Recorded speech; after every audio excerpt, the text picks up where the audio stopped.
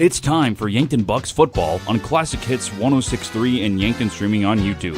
Brought to you by our corporate sponsor, First Dakota National Bank of Yankton, and the following Sportscaster Club members: Midwest Insurance Agency, Murph's Appliance, Yankton Thrive, Stockman's Motorsports, Les Schwab Tires, MT and RC Smith Insurance Agency, Linda's Angel Crossing, Hy-Vee, Boss's Pizza and Chicken, Vichet, Elwood Dental, Raven Books, Floortech Cleaning and Restoration, Angela's Mexican Store, Yankton Rexall, KFC Taco Bell, SWAT Chiropractic and Rehab, Dragonfly, Slumberland, Larry's Heating and Cooling, America's Best Realty, Larson Carpet, Elkhorn Valley Bank and Trust, King Buffet and Mongolian Grill, Kaiser Heating and Cooling, Yankton Medical Clinic, All Seasons Power Sports, Wentz and Ray Funeral Home and Cremation Service, JR's Oasis, Intech Cleaning and Restoration, The Bone Setter, Kalen's Indoor Comfort, Triple Time Rudy's, Farmers Union Insurance, Meridian Photo, Ram Tire, Pied Piper Flowers and Gifts Yankton, and H&H Roofing. Now to the field with the voice of Bucks football, Zac Spear. Hello and welcome to Tigers Stadium. It's Yankton Bucks football officially live here, and all Yankton athletics brought to you by First Dakota National Bank of Yankton. First Dakota has proudly supported the dreams and banking needs of their customers for over 150 years. They offer personal, business, and ag banking solutions for every stage of your journey with 2 locations, downtown and North Broadway, Yankton. All Bucks football games will be broadcast live on Classic Hits 106.3 and Yankton streaming on YouTube. I'm Zac Spear, and alongside me I've got Patrick Olson helping out on color commentary and Justin Paisano running camera and the stream. Thanks for tuning in. We are in for a great game, and it's officially football season. The Yankton Bucks with their first game, and they have waited for this moment to get back onto the field, and they've made the trek into Huron to take on the Tigers in Week 1. The Bucks are coming off a season that saw them go 8-3 and reaching the AA state semifinals, just one game short of the championship game that they saw in the previous year. Huron is coming off years that saw them going 4-6 and falling in the state quarterfinals. Game 1 is always so important as it's the first showing of what your team is capable of, and the Bucks and Tigers are going to be fighting hard tonight. These teams matched up in the first game of the year last year as well, and that game was played in Yankton at Crane Youngworth Field, and the Bucks won that one big time with the final score 60-0. A quick look at last year's numbers. Yankton was a high-flying offense, scored 36.5 points per game. Huron, 14.5 points per game. Points allowed, well, Yankton, as they were a high-flying offense, their defense didn't give up much either. They only allowed 12.5 points per game. That's a difference of nearly 24 points per game in their favor. Huron gave up 29.1 points per game, that difference being a little over 14.5 points per game, not in their favor. Patrick, you've been watching some of the warm-ups. You've been getting a good look at the quarterbacks and some of the sizes of the players. Tell me about what you've seen and what you kind of expect to see here in this upcoming game. Well, for Yankton, I expect a big physical offensive line and a physical run game. They definitely have the size compared to Huron, where Huron, I think, has the advantages maybe in some of the athletes and some of the height. They got what you could describe as a bunch of tall basketball players out playing football. We'll see how that works out for Huron. But on the Yankton side of the things, I think you're going to see a big physical offensive line and a big physical run game. And that's exactly what I think we're going to see as well. I think the size of Yankton is going to be a huge factor in this one. But Huron has a lot of returning talent and a quarterback in Anderson Porsche. He's played the position, but last year as a sophomore was moved to wide receiver as they had a senior quarterback. But now he's back under center, so it's a position he's at least familiar with. For Yankton, it is a lot of new faces, but a really bulky offensive line. If Yankton wants to take this one, I expect the run game to play a large role. I wouldn't be surprised if we see 40-plus rushing attempts here from this Yankton team, but Brady Muth always likes to switch things up for his offense as well, so you just never know quite what to expect until it's out on the field. If Huron wants to win this one, well, they're going to have to come out fast and not be afraid to take those chances. Maybe even expect some trick plays. And, Patrick, one thing we kind of noticed was the triple option that they were practicing on this side because they've got such a talented quarterback and such an athlete in Anderson Porsche. That's right. I expect them to try to get this ball outside the numbers, get it outside the tackle box, because I don't know if I think they're aware that they're not going to be able to toe up man-on-man with this Yankton defensive line, so they're going to try to get the ball out to their athletes in space and have their athletes make something happen. And that's exactly what to expect. Should be in for a great one here as the Bucks looking for the first win of the season in Huron at Tiger Stadium. We're about 25 minutes away from kickoff here. Coming up yet, we've got interviews with both coaches. It's Drew Strand of the Huron Tigers and Brady Muth of the Yankton Bucks. National anthem, starting lineup, and kickoff. So much more to come here on Classic Hits 106.3 and Yankton streaming on YouTube. Hi, I'm Franny Kiefer with the Yankton School District Alumni Association. We strive to create a community of alumni and friends who support extracurricular and educational opportunities in the Yankton School District. Through scholarships, grants, innovative education opportunities, and staff appreciation. With us, you will keep connected to a community of Yankton School District alumni and friends all over. You can help continue to pay it forward and help future graduates. Register today at the Yankton School District Alumni Association website.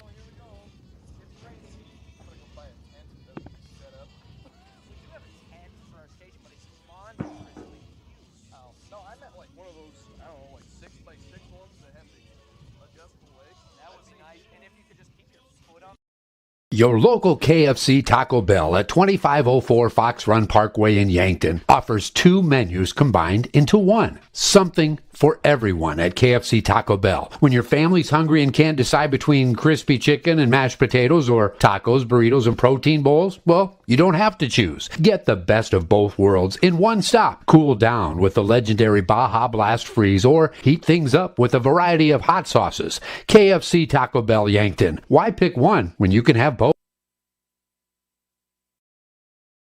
Kaiser Heating and Cooling is your hometown team specializing in all things heating and cooling, as well as heat and glow gas, wood, and electric fireplaces, humidifiers and dehumidifiers, and all styles of ductless mini-split systems. Whether you are building or remodeling, our team of innovative experts will get you the correct equipment and indoor air quality accessories you need for your home or business. Remember, Kaiser Heating and Cooling is your hometown team for all things heating and cooling for the past 77 years. Go Bucks and Gazelles. Looking for a photo that actually looks like you, but better? At Meridian Photo, we specialize in capturing personality, not just poses. Whether it's headshots, high school seniors, family sessions, or team and individual sports photos, we'll make you look like a legend. We've just landed in the Meridian District of Yankton. Book your session today at meridian-photo.com or give us a call at 605-655-4598. Meridian Photo. Be you. You deserve.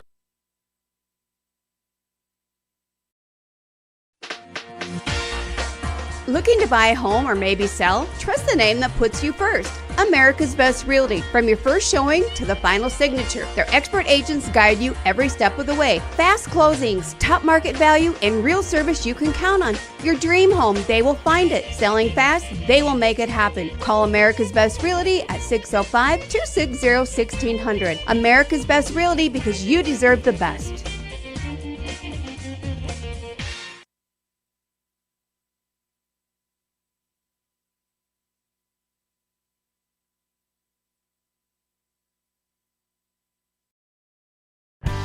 Larson Carpet has all your flooring needs. Step into their showroom to see a wide selection of all types of flooring. They have soft and luxurious carpet that's sure to bring comfort to your home. Stylized tile to make any room pop.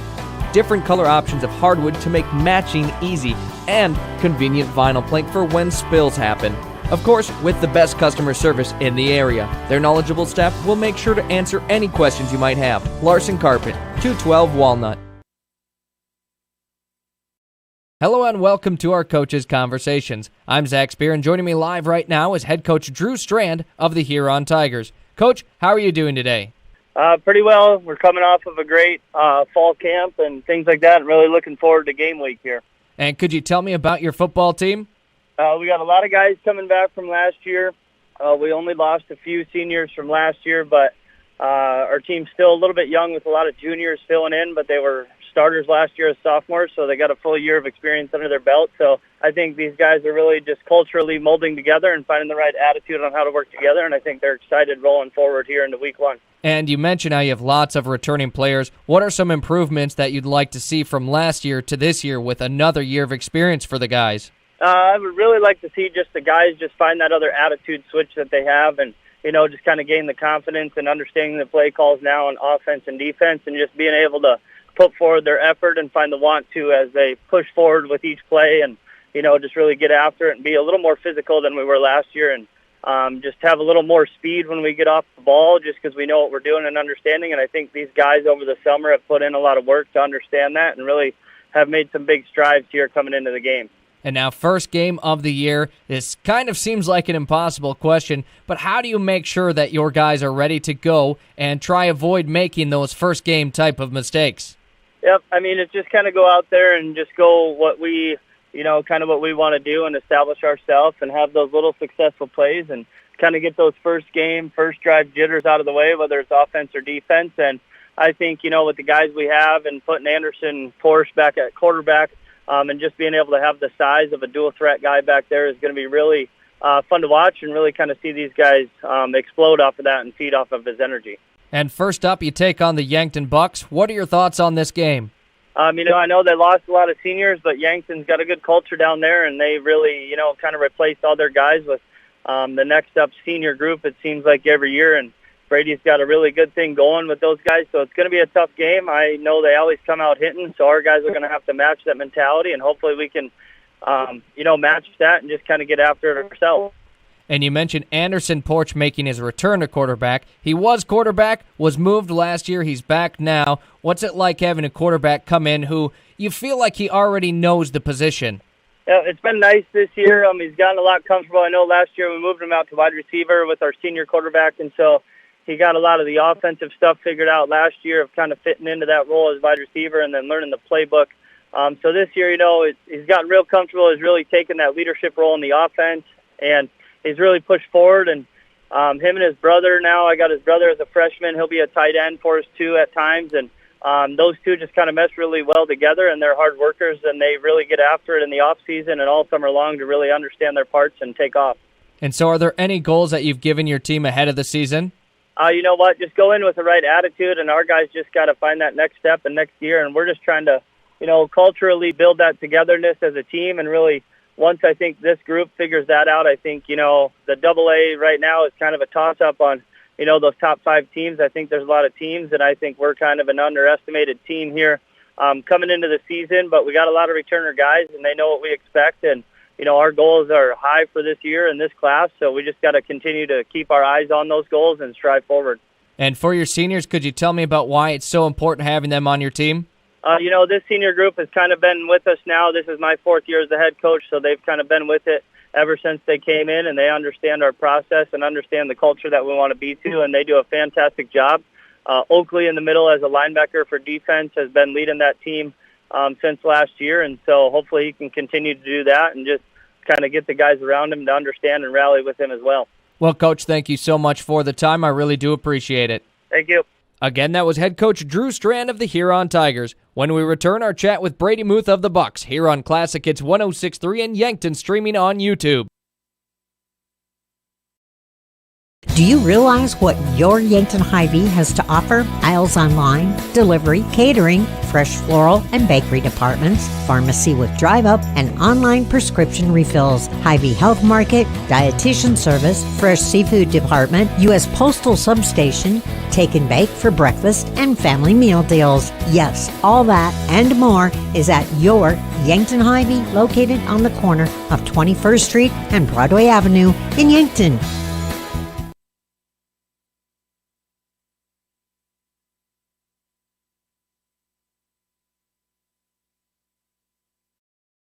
Yankton Rexall in the Meridian District, Yankton, for all your gifts and decor needs. It's the only place in town to find both Hallmark ornaments and cards for any occasion. They also have Willow Tree and Precious Moments collectibles, the perfect anniversary and wedding gifts, nativity scenes, Watkins products, and single Abdallah chocolates. The Yankton Rexall Pharmacy for all your prescription needs. Yankton Rexall at the corner of 3rd and Douglas, downtown Yankton.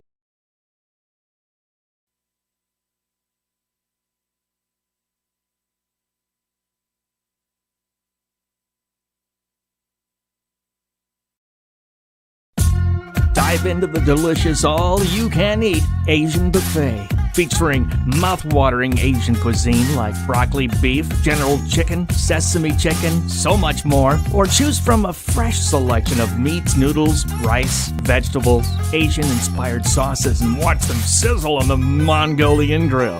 Plus tantalizing desserts, including ice cream. Get your fill at King Buffet and Mongolian Grill, North Broadway, Yankton. Weather around here gets pretty crazy. Are you sure the weather hasn't caused damage to your roof? Let Justice at H&H Roofing in Yankton take any roof damage worries away. He'll come and inspect your roof. Even if you've had an inspection, get a second opinion or re-inspection for your peace of mind. H&H Roofing has built their reputation on working to satisfy homeowners for years. Family owned and operated. H&H Roofing is bonded and insured. Contact Justice today.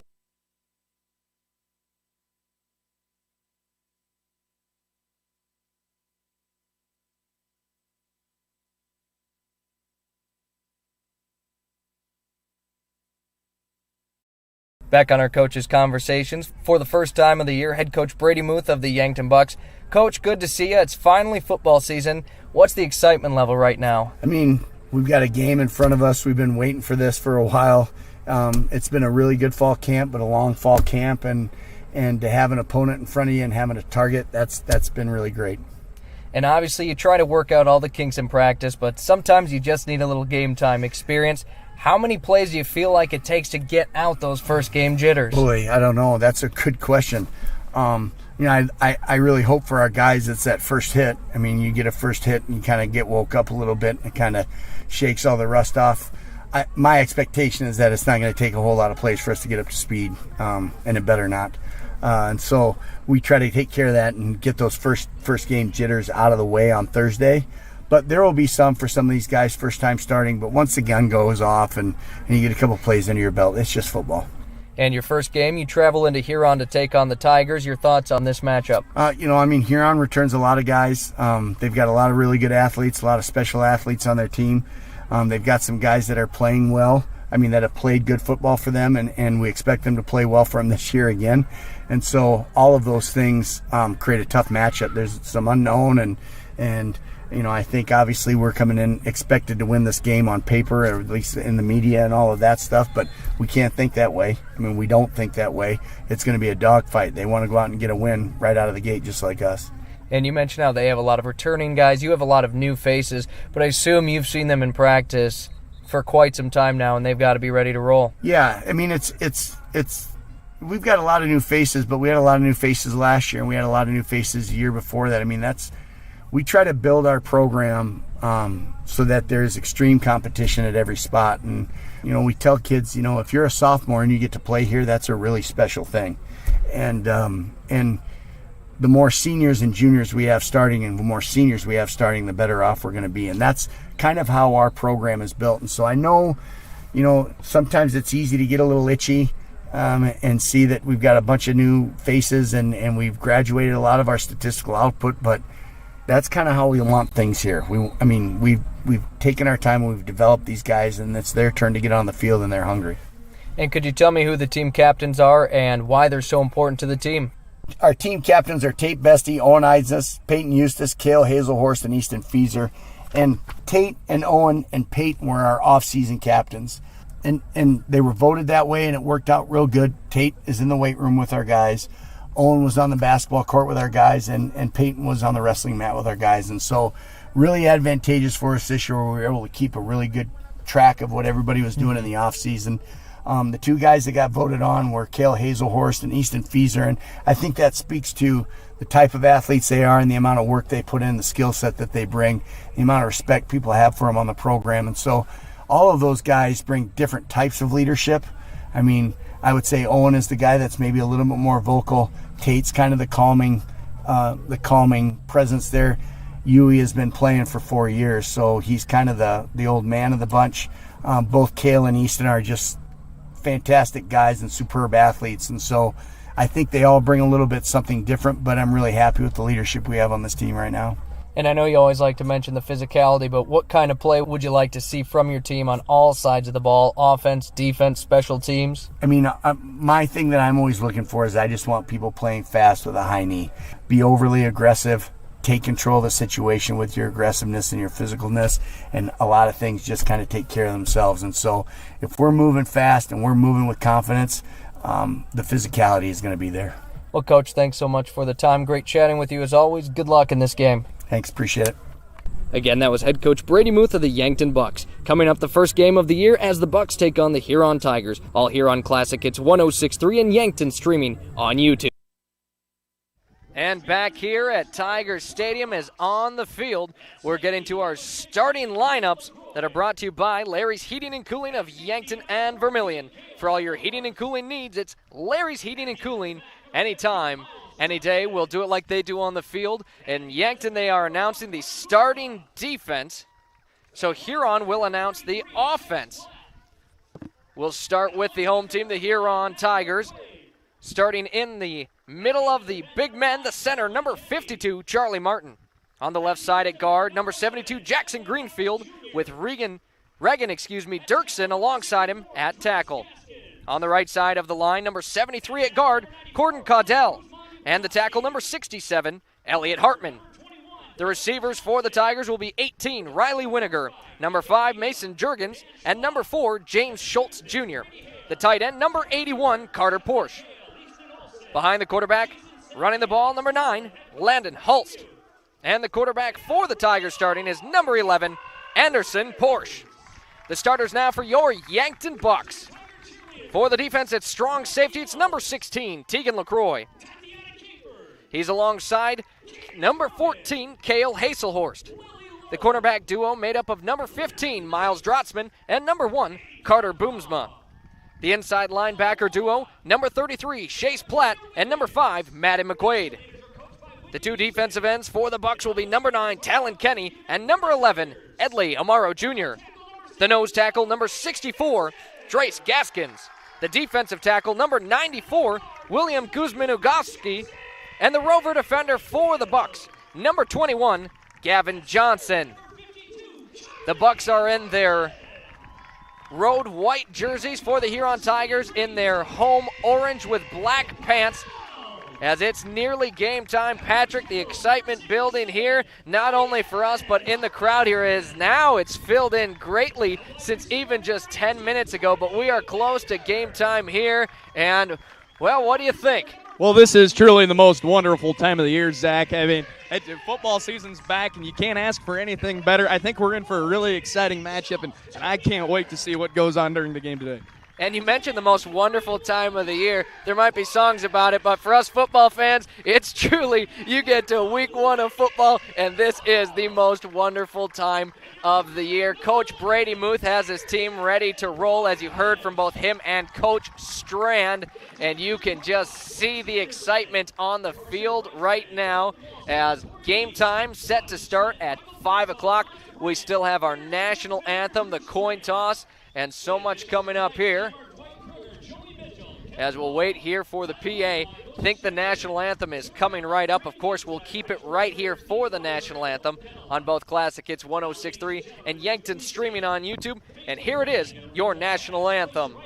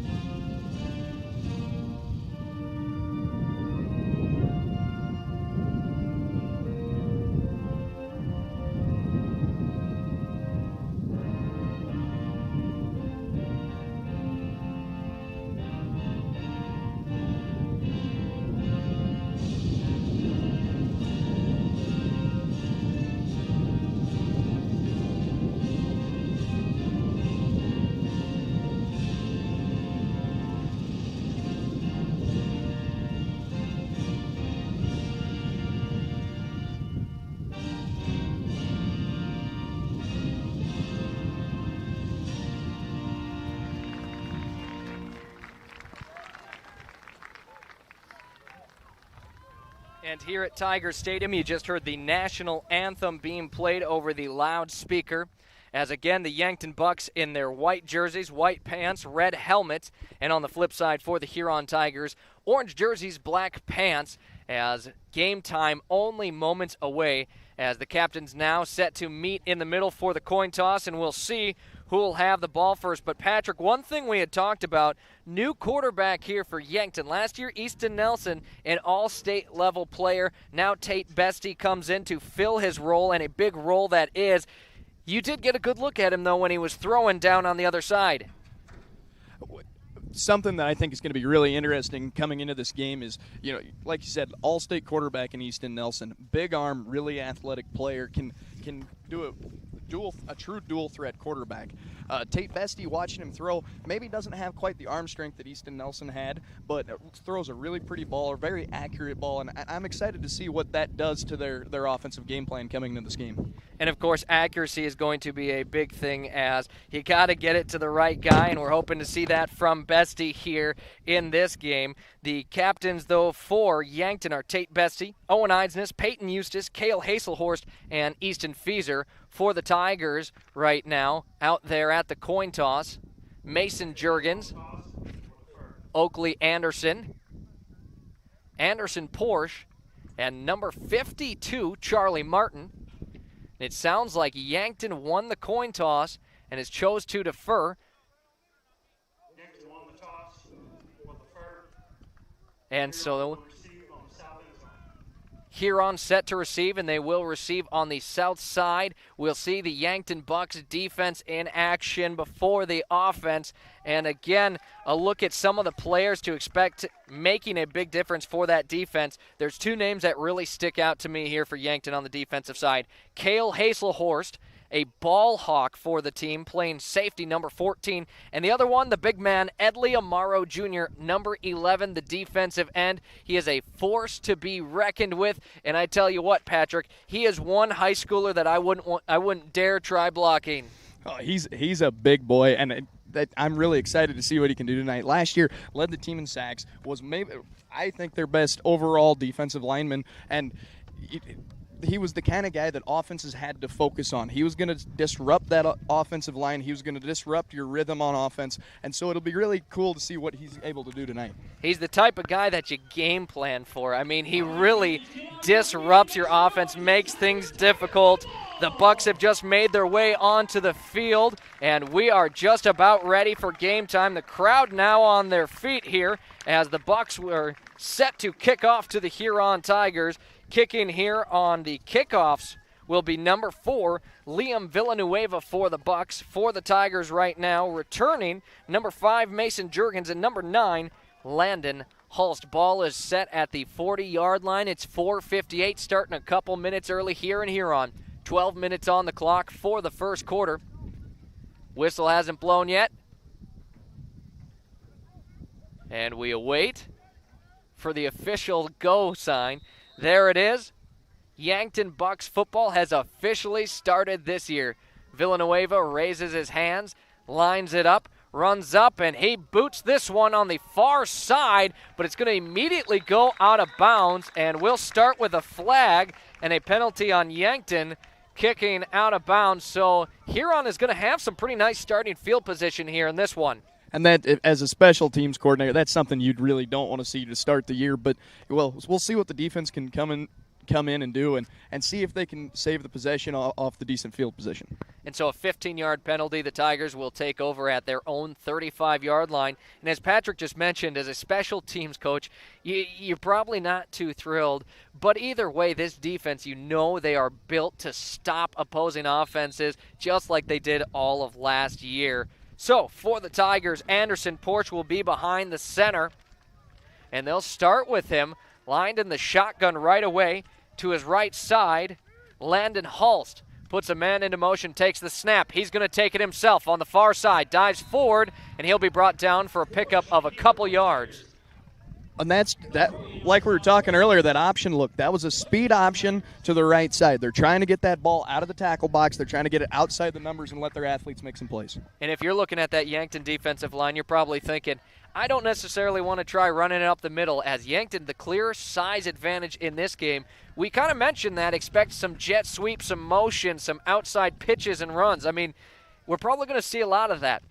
Now Porsche has Hulse directly behind him, takes a snap, looks to pass it across the middle, throws it. This one picked off. Cale Hazelhorst, the first interception of the year, goes out of bounds at the 40, and just like that, Cale Hazelhorst back to his defensive ways.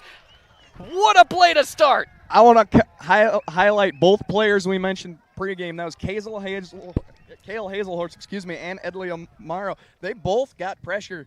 Edley got the pressure. Cale was able to get the pick off the bad pass, and I mean, that's really what you want to see from your defense right away to start the year. Hazelhorst, like I just said, expect him to make some big plays here. Gets the interception, and already Yankton with the football and some movement here. Flag's going to fly. We'll see which side moved first. Behind center will be Tate Bestie, his first start. As now the officials to discuss. Still no sign here.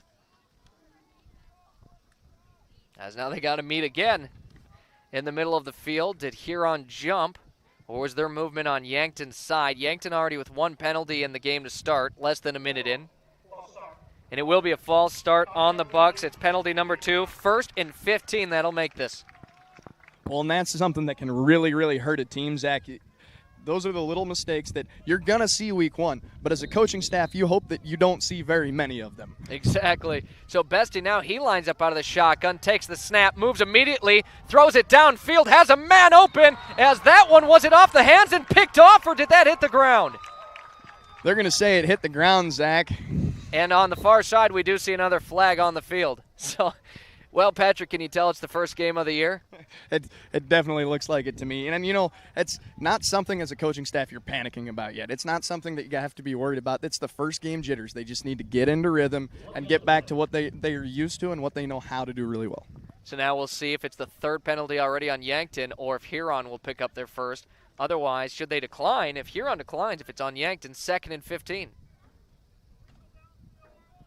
Illegal man downfield here on Yankton. And we'll see if they accept it. It looks like they're moving the ball back here. Yankton already looks ready to roll, and the officials are nowhere near it. They're still talking with Coach Strand of the Tigers. It'll move it back to 1st and 20. Another 5-yard penalty here on Yankton. And I tell you what, Patrick, I did talk with Coach Muth, and I asked how to make sure to get out of those pregame jitters. He said, well, they better not take too long to get out of it. So you wonder how he's feeling right now with 1st and 20.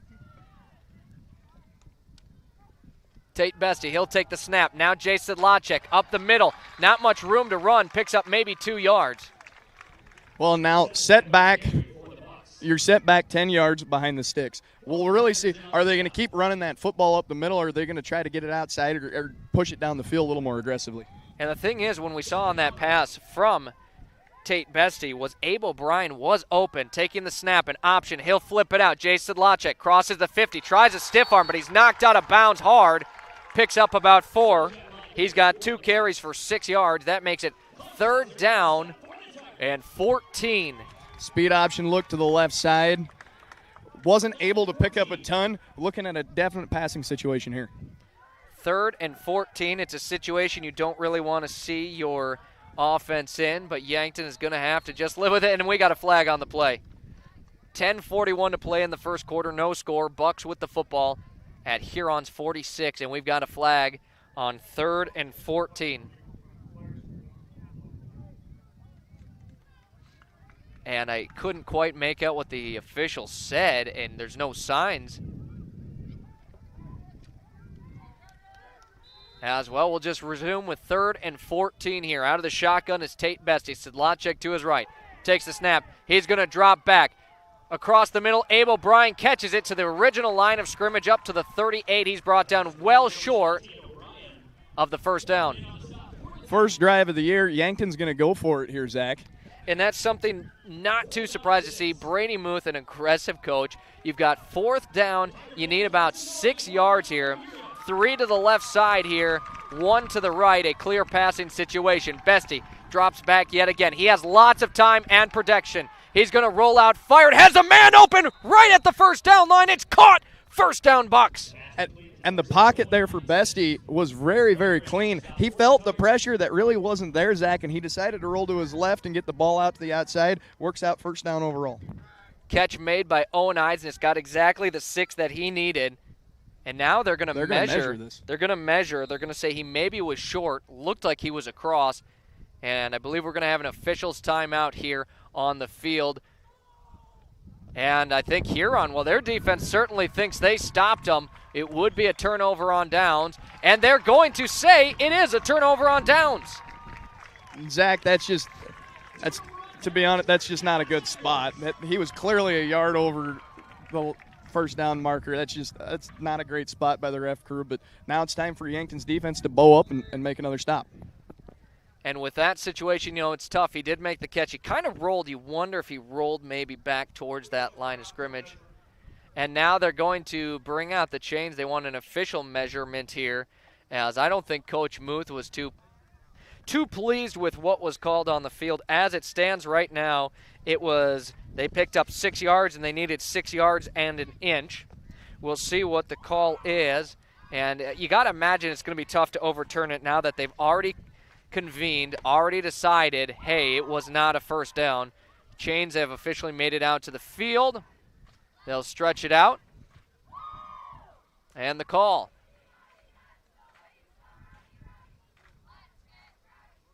And still no sign yet. Now they're going to move the chains. Again, Patrick, not quite sure what's going on here. I haven't seen a call. Now we do. Tiger football.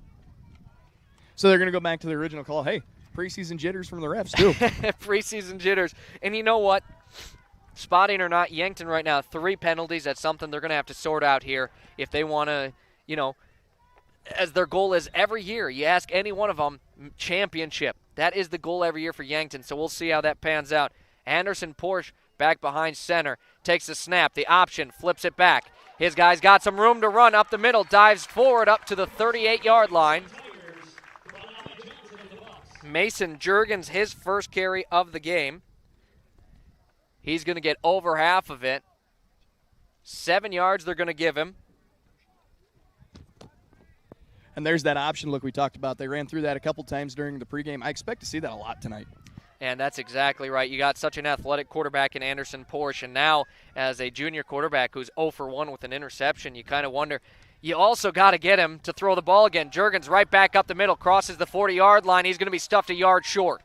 3rd and 1 on the way, and this is really what the Bucks were able to do so well last season, is on these short situations. This is when that defensive line of theirs really was able to come through. Who's going to make the big play, though, as that is an issue. When you lose both starting linebackers, those runs up the middle become a lot harder to stuff. And that's exactly right. 3rd and 1 here, Anderson Porsche. He's got 2 guys to his left, 1 to his right. Takes the snap, immediately takes it. He's going to have the first down and more. He's near the midfield, up to the 49. He's got it for an 8-yard carry. Anderson Porsche, that is the longest carry of the game, and actually that is the longest play of the game we've seen. It's been defense so far. And that quarterback power to the right side, they ran it right at Edley Amaro. Apparently, we talked at pregame about how much of a force he would be, and you'd have to game plan. Huron's not afraid of him. They're going to run right at him. Edley Amaro, you'd love to see a chance here to get a lick on the quarterback. We've seen it so many times. When he gets a little room, he gets ahead of steam, but you are right. They did run it at him that time. We'll see how Huron's offense continues to play as they get their first down here. Porsche wants to drop back to pass. 3 guys all going deep on his left side. Up the middle, Juergens can't bring it in with one hand. Falls incomplete. Just a softer touch on that, and Huron might have had a huge play. And that was good coverage by number 21, Gavin Johnson, the rover. Just a little more juice on that ball. Might have been a completion, though. 2nd and 10 coming up here. Huron with the ball on just their side, 49-yard line. No score here, 8:22 to play in the first quarter. Bucks on defense, looking for another stop after their fourth down was just short of converting to a first.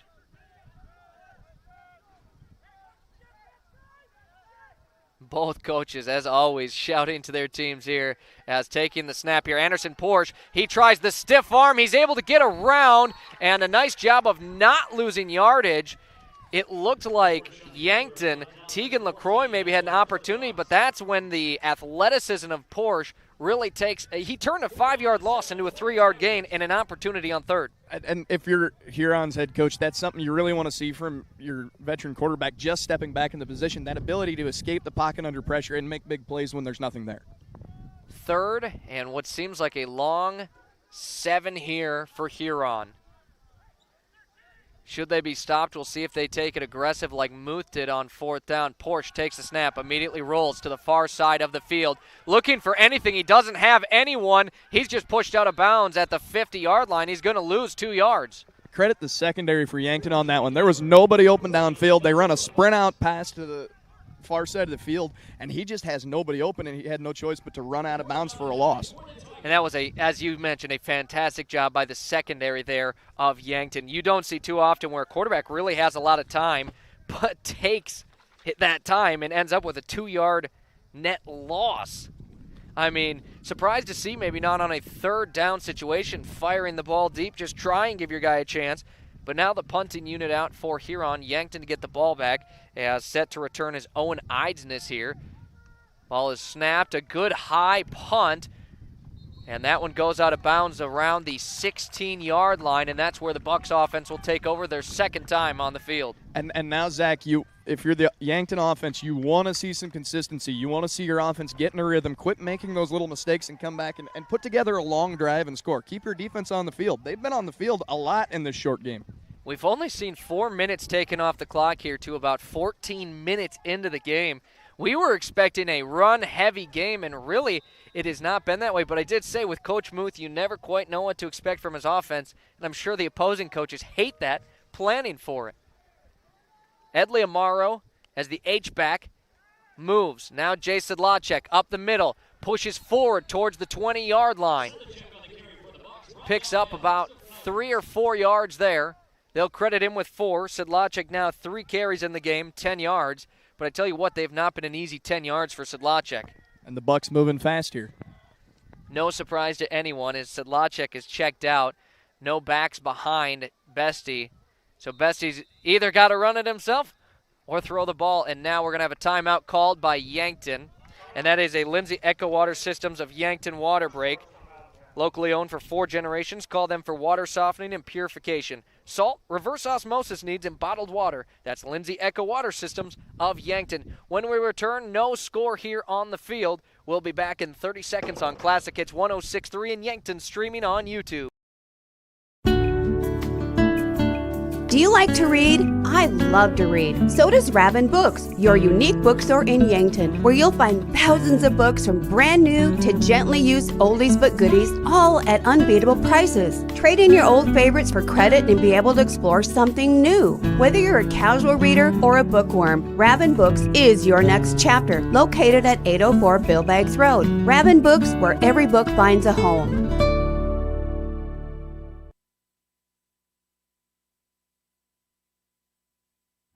Back to the field as they didn't even need the full minute here. Now the whistles will blow.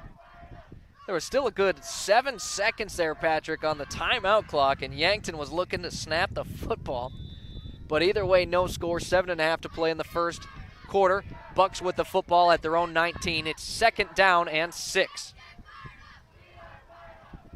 Carter Boomsma put into motion on the far side. He'll get the throw his way. Makes the catch, a first down. He's got some room to run as he's pushed out of bounds. First down, Bucks. And Boomsma's got a ton of speed. Number 33, Cooper Bischoff, the junior, tried to catch up with him, was just able to get a finger on his jersey, and Boomsma ends up going out of bounds. A 13-yard pickup from Tate Bestie to Carter Boomsma, and now that will be our longest play of the game. Now a run on the far side here. Yankton looking to move it on the ground.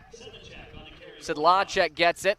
A nice pickup of a few or more yards. He just kept turning his feet. It felt like it was going to be 3 yards, and then it ended up being about a 7-yard pickup for Sedlacek, and he's already up to 4 carries. Expect a heavy workload for him as right back up the middle they go, and they've got 4 yards. Sedlacek first down for Yankton. And this is what we expected to see at the beginning of the game, Zach. Inside, run between the tackles, control the clock, and control the game.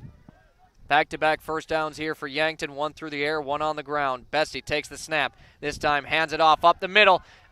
A good 10-yard pickup. Gets 11 on it, and Madden McQuaid with his first carry, and it's a good one.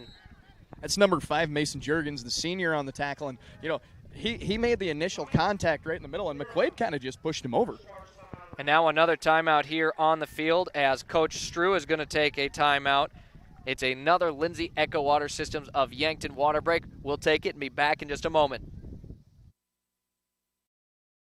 If you're into hunting, fishing, towing, or just want to blaze the trail, All Seasons has ATVs, UTVs, dirt bikes, and scooters from quality brands like Honda, Yamaha, and CF Moto. Needing watercraft? All Seasons has a large selection of quality boats and wave runners, and we take pride in service after the sale. We have friendly certified technicians that will winterize, summarize, diagnose, and repair your power sports equipment. In business for over 20 years for good reasons. We're All Seasons, Power Sports and Marine in Yankton.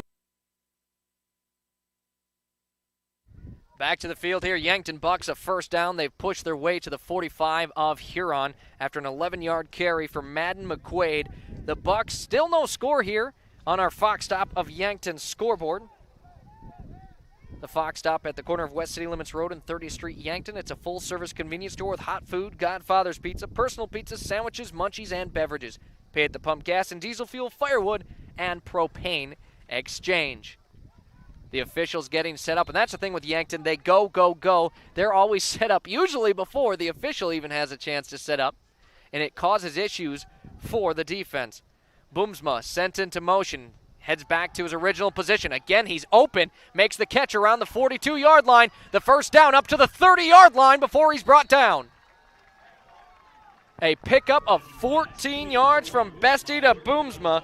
Boomsma, 2 catches, 27 yards. And just when Boomsma's a heck of a receiver. Watch his route running. It's crisp, smooth routes. He's able to get open really easily and get into space. Bestie takes the snap, hands it off Sedlacek right up the middle, immediately met with contact, still somehow squeezes out 2 yards. 2nd and 8 coming up. And this is really kind of what we didn't expect to see. We didn't expect to see Huron's defensive line keeping it, well, they're keeping up and, dare I say, kind of beating Yankton's offensive line on these run plays. The battle between the trenches right now, the Tigers definitely have the advantage, it would seem. Bestie takes the snap. Sedlacek out of the backfield. Another dump off. Sedlacek's got the catch. He'll bring it across towards the first down line, and he gets it with a pickup of 9. This is something we talked about with Bestie before the game. He does not quite have the arm strength that maybe the Yankton offense is used to in taking big shots downfield off play action, but he is very, very accurate underneath on the short throws, and I expect that more we see that, you see it more this season. He's just going to hit those easy completions. And those dump-offs, well, you dink and dime them, as they say, and then it opens up the big play. Some pre-snap motion, a flag on the play. False start on Yankton. Yankton with their 5th penalty. Huron has none. They've stayed clean, but right now Yankton pushing the ball, looking to get their first score, but now 1st and 15 from the Tigers, 25-yard line. And that's going to be on the wide receiver on the outside. I think when the quarterback signaled motion, he just got a little nervous and just a touch too twitchy. Again, motion, the fake handoff. Bestie going to take this one himself. Makes a man miss, but he's then swarmed immediately. Picked up a few yards, 2nd and 12 on the way. Try to run the fake jet sweep to the far side, quarterback keeper to the near side, and the defensive end for the Tigers read that really, really well and was able to keep contained. And Bestie, that's his first carry of the night. 3 yards he'll be credited with, 2nd and 15. 2 in the backfield with him, gives it to McQuaid. McQuaid trying to charge forward, but he was met as he had the ball in his hand. Picks up half a yard, 3rd and 12. He didn't get a lot of that out of that, Zach, but that's actually probably one of the more physical runs you'll see. Like you said, as soon as he got that ball, he was getting hit by defenders. And he still fell forward. That's the impressive part. Madden McQuaid was not in the starting lineup here for Yankton. He's already got a couple carries, 2 for 11 yards. And another pre-snap flag. And you got to wonder if Yankton's got the first 4, why not the first 5, unfortunately.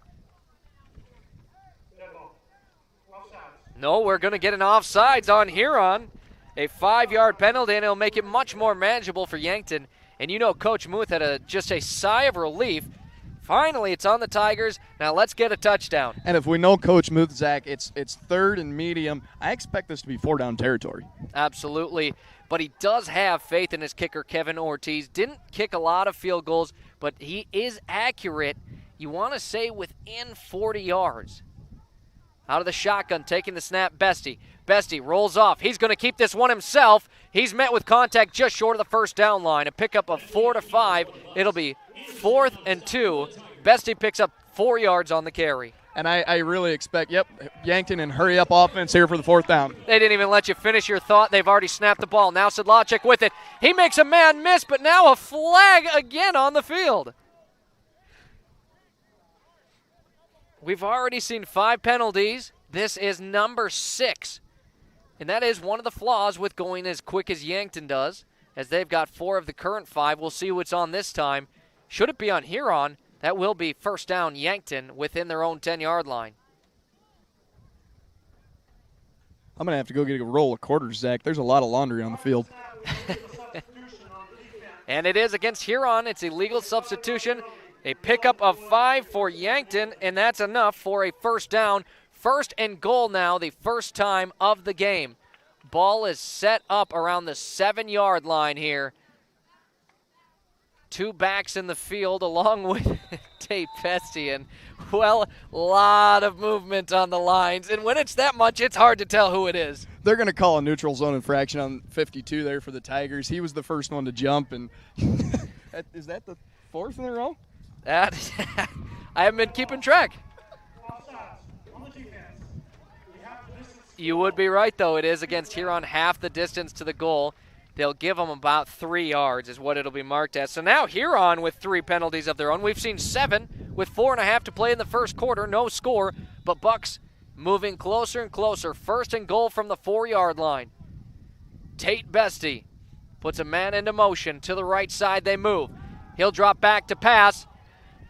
Into Owen Eidsness, catches it for the first Bucks touchdown of the year. A 4-yard touchdown pass from Tate Bestie to Owen Eidsness, and the Bucks are on the board with 6. We've got a replay brought to you by Yankton Winnelson.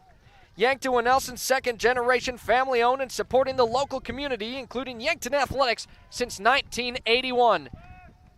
Zach, you want to talk about putting it where only your receiver could catch it. Just floats over the hands of the defender and right in the hands of the receiver. You couldn't ask for a better ball in the high school game. A beautiful ball from Bestie right into the hands of Owen Eidsness, who had just enough separation from the defender. 6-0 Bucks lead this one. 4:27 to play as the extra point is up, and that is no good. Surprising to see, but Kevin Ortiz does not put it through. Our score remains 6-0.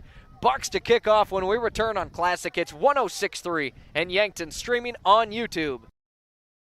From simple sniffles to complex health conditions, the primary care providers at Yankton Medical Clinic will not only see you for your annual visits, screenings, and preventative care, but also provides care for the entire family, from pediatrics to adults. With 4 clinic locations and 15 outreach locations throughout South Dakota and Nebraska, compassionate, quality medical care is closer than you think. For more information on providers, services, and locations, visit our website, yanktonmedicalclinic.com.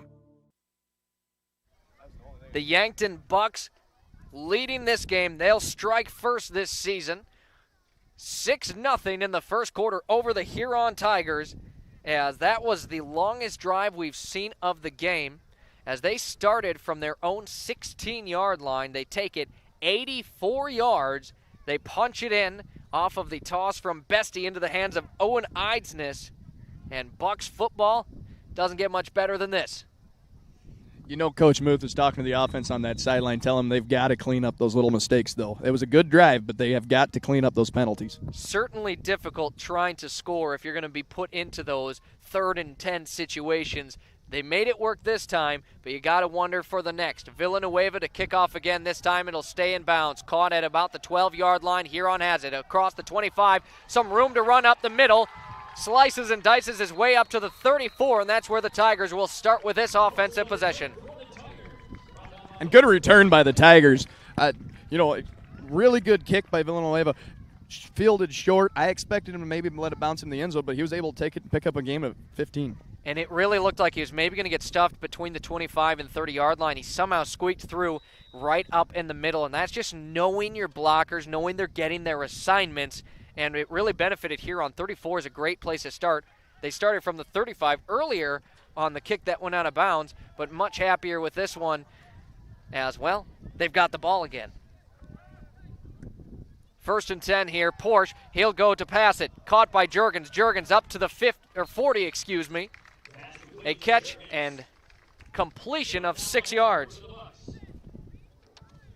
2nd and 4 on the way, as now you feel like it's been a couple of possessions. Anderson Porsche for the Tigers, probably a little more calmed down, relaxed back there, as this is his first game as quarterback since, well, he was a freshman. As a sophomore, he was moved to wide receiver. Now he's back at QB, and you feel like maybe it's slowly coming back. And that's the thing with playing quarterback. The reps are a big, important thing, and rhythm in your offense and timing. Takes a snap. He drops back. Wants to throw it deep across the middle. Lots of Yankton defenders. It's knocked into the ground. Hazelhorst, great coverage. And a man on the field here, slow to get up. Does get up on his own. Good to see here for the Bucks. And that throw there, Porsche decided he was going to throw into double coverage. He was really lucky it wasn't picked off there, Zach. And that really looked like Hazelhorst maybe had an opportunity for his second interception of the game.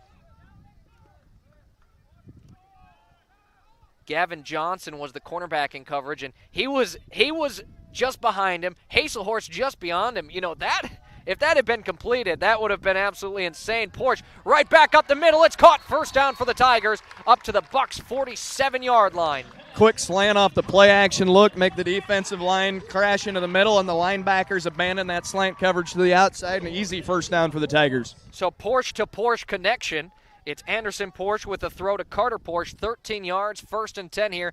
Tigers have the football on the Bucs side of the field for the first time tonight.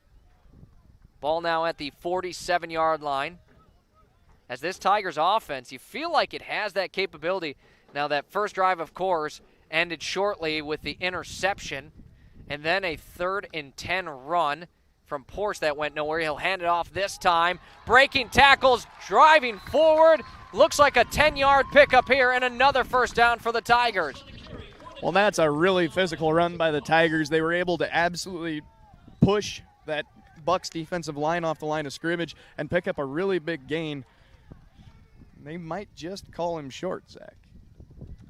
And it looks like 2nd and inches. That is about a 9 9/10 of a yard carry. They just now signaled they're going to give him the first down here, looked like. Yep, they're going to move the chains. I was like, that one wasn't short by much, so they're going to give him the full 10. Landon Holst, his first carry of the night, goes for 10 yards. 1st and 10. Tigers offense moving well. 2:43 on the clock in the first quarter. Bucks lead at 6-0, but the Tigers moving the ball right now. Ty Kleinsasser in the backfield with Porsche. Porsche will fire it, and that one too much on it, and great coverage there. Miles Drotzman looked like he maybe, if he had a little more hop to his step, maybe could have gotten a hand on it. That's exactly right. And you know, that was a really good read by the quarterback, and Drotzman was just able to make up ground. The receiver was open, and Drotzman was able to get in there and just interrupt the pass. And that's what's so nice about having multi-sport athletes. Drotzman, a great basketball player for the Bucks, and expect to see him a lot this upcoming year. You know he's fast. If you can run up and down a court here, you can certainly cover a guy on the field. 2nd and 10 here after the last incompletion by Anderson Porsche. This time he'll hand it off. Up the middle it goes. Just across the 35 to the 34-yard line. A pickup of 3 yards. 3rd and 7 on the way. And, Zach, I'm really surprised at what we've seen so far. So far, the Tigers have been the more physical team in this game. And really surprised to see how they're spreading the ball with these carries, as that one was Oakley Anderson. His first carry. 4 Tigers already with a rushing attempt here for Huron. 3rd and 7, big defensive play here for the Bucks. Porsche will take it. He's going to roll out on the far side, has a man open, it's caught. First down again up to the 25-yard line. Sprint out, look, get an extra tight end to the side of Edley Amaro and run towards him. Get yourself a guy open on that side, and it's an easy completion every time. An 8-yard pickup there to Riley Winiger, his first catch. Huron really using about everyone on the roster right now. 3 players with a catch, 4 with a rushing attempt. 1st and 10, Tigers with the ball. On the Bucks' 26-yard line, penalty flag will fly out onto the field.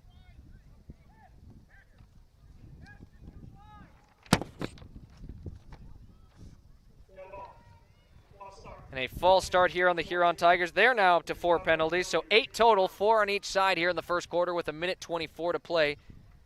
And one thing that, Patrick, we're noticing is Edley Amaro right now, he hasn't made a huge difference, but he's getting doubled on most plays, and that makes it awfully difficult. That's right. They're dropping an extra tight end over to that far side of the field, just trying to give their quarterback a couple extra seconds because he is getting enough pressure even with 2 guys on him.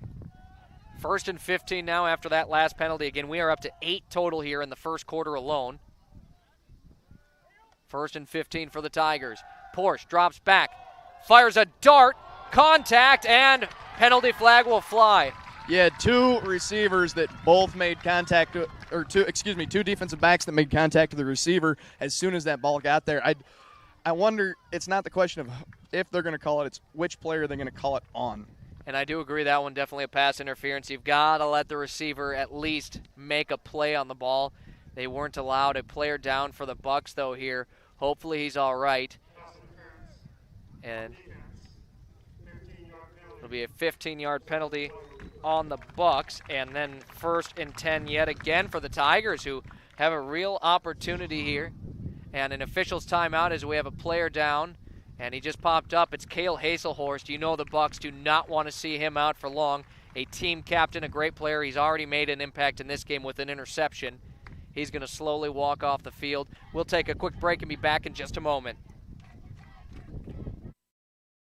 As we continually strive to improve the quality of service we provide the Yankton community, the Garden of Memories Cemetery and Winston Ray Funeral Home are pleased to announce the completion of a brand new columbarium. This columbarium is constructed of granite, designed to withstand the test of time. It is for those families choosing cremation and features above-ground outdoor niches, which includes a bronze plaque to memorialize your loved one, as well as indoor glass front niches where families can create a unique memorial with pictures or other family heirlooms. For more information, please give us a call at the Winston Ray Funeral Home in Yankton.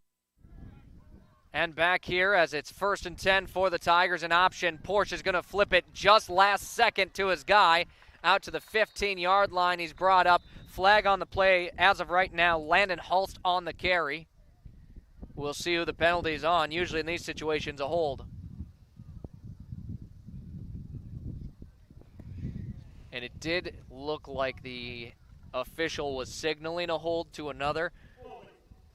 And there it is, a 10-yard penalty as Jackson Greenfield, the junior for the Tigers, gets called for the hold, and that definitely helps out this Yankton Bucks defense. And that's not something, if you're the Tigers offense, that you want to see right now. You're making really good progress. You've got the free play from the Yankton defense off the pass interference, and now you're behind the sticks again. So under a minute to play now in this first quarter. A lot more throwing the ball than we were expecting. 7 pass attempts already for Anderson Porsche, 6 from Tate Bestie. 6-0 Bucks lead under a minute to go. 1st and 20 now here. The handoff up the middle, lots of room to run. They'll get back near the original line of scrimmage. Oakley Anderson, his second carry is a good one. He'll pick up 8 or 9 yards here, 2nd and long. And if you're this Tigers team, that's what you want to see as the game goes along. You're being more physical. You're pushing that defensive line down the field. Now, on the other hand, if you're the Bucks, you've got to figure out a way to really start to enclose this run game before it starts to get away on you. 2nd and 12 here. Ball is spotted at about the Bucks' 18-yard line here. Tigers trying to score, tie, or take the lead. Pass is caught. Up to the 10-yard line, they'll bring it. Riley Winiger on the catch. 3rd and 4 coming up. Chase Platt on the coverage and the tackle there. Too high man coverage, and Platt was able to lock down the receiver so he didn't get the first down, because when he caught the ball, he was pretty well open and had the access for the first down. And the clock reaches zeros. Our first quarter officially comes to an end. We are 1 quarter into Yankton Bucks football this year. 6-0 Yankton leads Huron. 12 minutes have been put on the clock for the second quarter. We'll be back for the rest of the first half on Classic Hits 106.3 in Yankton, streaming on YouTube. If you want somebody to come into your home and fix everything right the first time, look professional, act professional, treat you with respect, you gotta call Kaylin's. When they come in, I feel that they want to be there. I feel that they want to help me. You know, they put on the little booties over their shoes. They had canvas from the garage door all the way down to walk on. They left the furnace room in the basement probably cleaner than it was when they came in. They just do customer service very well. I would recommend Kaylin's to anyone. Welcome to JR's Oasis, your one-stop food and gas shop. Proud to serve Phillips 66 regular, premium, and diesel fuel. After fueling, go inside for slushies and shakes, ice cream cones, and now offering a full line of healthy, chilled items and snacks. JR's hot menu is great for breakfast, lunch, and supper, featuring the famous Hammer Breakfast Sandwich and fresh hand patty burgers. Try the new Cafe Tango frozen coffees for that extra boost of deliciousness. JR's Oasis, East Highway 50, Yankton. 1 quarter into this one, it's 6-0 Bucks on top of the Huron Tigers. But Huron right now driving the football. They've got it on about the Bucks 10-yard line. A huge 3rd and 4. And we'll see how the Tigers go at it. The Bucks defense looking for a big stop here. 12 minutes before halftime as the second quarter just about to start here. And in the backfield is Landon Holst. He was the starting running back for Huron, as Porsche is going to take it right up the middle himself. He's going to be stuffed short. The Bucks with a big stop on 3rd down. Good effort by that Bucks defensive line. They tried to use that running fake to the running back, use him as a lead blocker, use that quarterback power. It's kind of like using the fullback back in the day on the ISO, and that defensive line collapsed right in on the quarterback. Great effort by that Bucks defensive line. 4th down, 2 yards needed here for the Tigers. They're going to go for it. They want to tie it up or take the lead here. Yankton, a huge opportunity here. Hulse to the left of Porsche. Porsche will take the snap and again run it up the middle. Crosses a 1st down and got near the end zone. Stopped about a yard or 2 short. Zach, that was the same play that we just saw. So obviously the Tigers coaching staff saw something they liked, even though it was a short gain, and they were able to get that 1st down and 1st and goal to go situation. 1st and goal from the 2-yard line. Tigers looking for their first score of the game. 6-0, they trail. Porsche yet again up the middle, stuffed right at the line of scrimmage. He'll be driven back. No gain on the play. 2nd and goal. All right, now if you're the Tigers coaching staff, do you run the same play the 4th time? Well, 3 times you got 8 yards out of it. You need 2 yards here. I got to say, I wouldn't blame them for trying to run it now. Yankton surely sniffed that one out, won the battle that time. Half a yard loss, so it's really between the 2 and 3 yard line. The ball will be spotted here on this 2nd and goal. Porsche again with Hulst behind him this time. The option, he runs it up the middle, falls into the end zone, touchdown Tigers. We're all tied up at 6. And that's the 4th time today they've run that speed option look to the outside. They really don't want to run in between the tackles with the halfback. They want to get that ball outside of the halfback, and it seems like their power back today is their quarterback, Porsche. And so Anderson Porsche ties things up. We are at 6 apiece, 10.5 to go in the first half. The field goal attempt here, as it'll be Mr. Min. Puts it up. It's good, and Huron leads this one. 7-6 your score. Tigers on top of the Bucks. Bucks to get the football when we return on Classic Hits 106.3 and Yankton, streaming on YouTube. Midwest Insurance Agency values family. Our agency has been family-run for over 60 years. We pride ourselves on excellent, knowledgeable customer service. This day and age, everyone is so eager to have an immediate response with a quote. But at Midwest Insurance, we take our time and evaluate your assets and make sure you are properly insured. We take those what-ifs very seriously. As we continue on our family business with hopes of our children, Brooke or Jet, taking over in the future, we will continue to be there for you always. Come be a part of our family. Midwest Insurance Agency, 3016 Piper Street, Yankton. And in this one, 7-6, Tigers leading the Yankton Bucks. Certainly a different look than we saw last year, in which the Bucks won 60-0. Huron with the lead here early in the second quarter, 10:28 to play in the second quarter. And it's just a situation that last year Yankton didn't find themselves in often. Right now they're going to try and figure things out here and hopefully move the ball well. Well, right now, I think for the Bucks, what you really need to do is clean up the little things, the little mistakes, and more physicality, maybe more run the ball a little more. You know, Huron has done a really good job about being the more physical team. Maybe they lack the size, but they are the more physical team right now. Absolutely. We've only seen a total of 10 carries for the Bucks overall. 6 from Jace Sedlacek here, as now the kick up in the air, Bucks to return it. Running up and picking up is Drotzman. Across the 20 he goes to the far side. He's got some room to run across the 40. He's going to make it to midfield. Makes the kicker miss. He's got some room to run. One man to beat. Miles Drotzman brings it in for a touchdown. Yankton back on top. And that's what you talk about as a momentum switcher. You know, you've been making little mistakes. They've been the more physical team. You wanted a boost, and what a better unit to get a boost from than your special teams. Miles Drotzman, what a return on the far side of the field. He had daylight and he took advantage. We just talked about his speed. He shows it off greatly there. Now you wonder, do you go for 2 to make this a 7-point game? Right now, 12-7, Bucks lead. Well, and you look out there, they're talking on the sideline right now. I imagine they're talking about what they want to run. I expect them to go for 2 here and try to take that touchdown lead. Wow, what a play. Miles Drotzman. And the best part is he moved. He started on the near side, He made that initial move to the far side, got to that outside, and just ran it straight. He made that kicker miss. Well, and you said he's a heck of a basketball player. That's what you call a fast change, right? There we go. And right now on the field, looks like maybe some confusion, but one thing for sure, Yankton is going for 2 to make this 14-7, should they convert it. Tate Bestie with Sedlacek to his right. Out of the shotgun he works. They just need a couple yards into the end zone. All 3 receivers in a tight bunch on the left side of the line. Bestie drops back to pass. He's going to roll out, looking for anything, lobs it up. It's caught! The 2-point conversion, Carter Boomsma. What a play. That's what you call mossing the defender. And, well, a flag on the play. That could change the excitement on the field.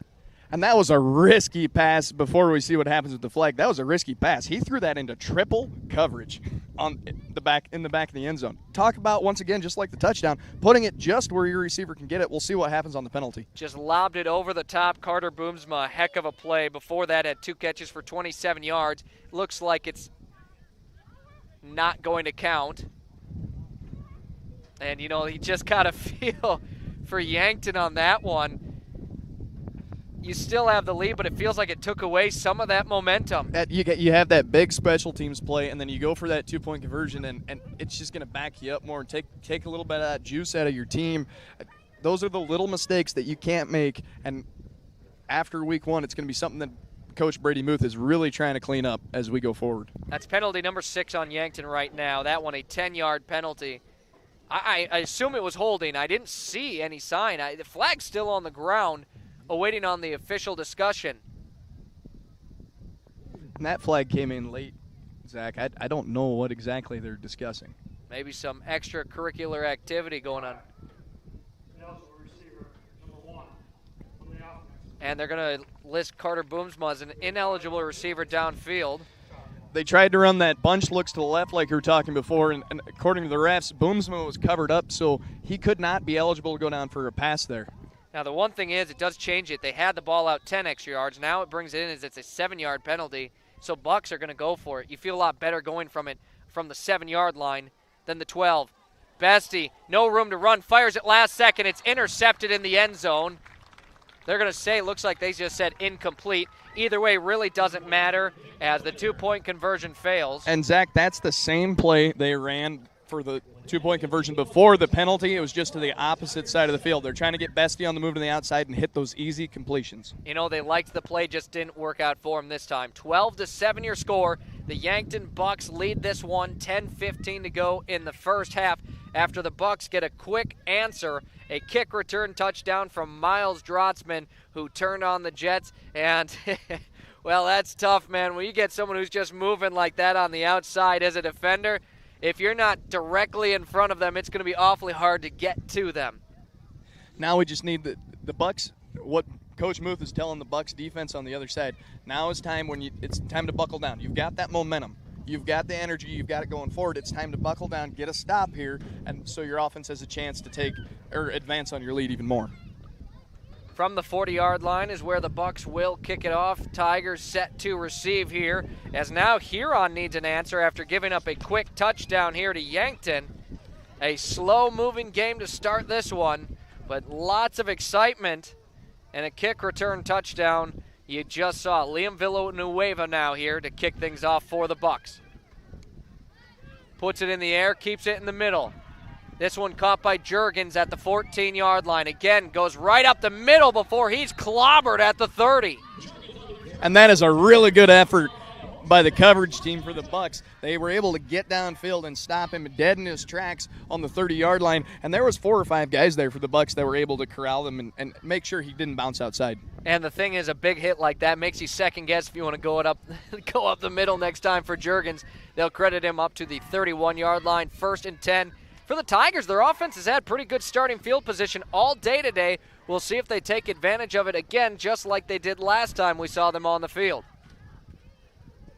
3 receivers to the right, 1 to the left. Anderson Porch will fire. It looked like his receiver in Riley Winiger just not on the same page as Winiger didn't get his head around until the ball hit the ground. There was definitely some confusion there. I think Whitaker thought he was supposed to run a post down the outside of down the near side of the field, and the quarterback thought he was going to run a quick out because that's the ball. He flipped his head, and the ball was at least 2 yards short of him. So 2nd and 10. A stop for the Bucks now. Had Winiger turned around, or what, if there was more, better communication between the two, they maybe had some yardage to pick up. Whistles will blow before the ball is snapped. Be official timeout here. And a substitution here for Yankton, as trotting onto the field now is going to be Brennan Gilmore, Gavin Johnson to the sideline. There had to be an issue with equipment there, I think, Zach. 2nd and 10 remains, 10:06 to play in the second quarter, 12-7 the score. Porsche takes the snap, fakes it. Edley Amaro Jr. lays down the law, brings him down with a sack. And that's what we've been looking for from that big boy today. The first time he's able to get off and just get a single block, and what does he do? He gets in the backfield and is able to put pressure on the quarterback and bring him down. Edley Amaro Jr., the huge sack. It's a loss of about 6 yards. They'll say 7 even, 3rd and 17, and that's what you love to see from your defense. Put that offense into an uncomfortable situation. Amaro, he was nearly able to get the ball to squirt loose, just couldn't quite get it, but I'm sure he'll take a sack, the first of the year, and I'm sure of many for Edley Amaro Jr. and the Bucks. 3rd and 17 here, the Tigers. Anderson Porch is going to roll out directly after the snap, as that one off of Boomsma's hands, picked off. Gavin Johnson has it. The Bucks with not your normal interception, but up to the 25-yard line, Gavin Johnson an interception. And you want to talk about really good awareness from a defensive back. Off the hands of Boomsma, Johnson turns around to look for the ball, and it just falls right in his hands. He's able to corral it and get the first down for the Bucks offense. And Carter Boomsma is going to come up to him in practice, their next practice, whenever that might be. He's going to come up and say, really, that interception should be credited to my name, right? Of course. I imagine Boomsma might get a burger or something out of that one. He might say, you owe me lunch or something. Gavin Johnson credited with the interception, as now Yankton Bucks defense, 2 interceptions, a sack, and then the special teams, a kick return touchdown. I mean, really, right now, defense and special teams for Yankton looking good. And it's a big turnaround from that first quarter. They've been able to clean up those little mistakes that they're getting it done in all 3 phases of football right now. They're able to move the ball on, or well, I guess let's see if they're able to move the ball on offense. But those 2 other phases of football, they're playing a really complete game right now. And I know Coach Muth is just encouraging them, hey, let's keep these things clean, boys. You're doing a really good job, and let's keep pounding this thing forward. And it really does feel like the Bucs have shifted into the next gear here within these last just 2 minutes of game time. 9:13 to play here in the first half. 12-7 Yankton leads. And they're finally getting settled in here, Zach. The offense, the whole team's starting to calm down. They're getting those jitters out. That adrenaline rush is starting to die out, and it's starting to become a little more like practice now, right? You've done this 1,000 times. Just keep doing it the way you were taught to from the beginning, and don't make those little mistakes. Bucs will start with the ball on their own, on the Tigers' 24-yard line. Their best starting field position by a wide margin. A handoff to Sedlacek. Sedlacek met at the 25-yard line. He's going to lose a yard. Had no chance there as that Tigers defensive line crashed him immediately. And they sent heavy pressure and a stunt to the far side of the field there. Amaro was stuck in the middle as the wing, and he had 2 guys coming out of him. He didn't know who to pick to block, and he let them both go.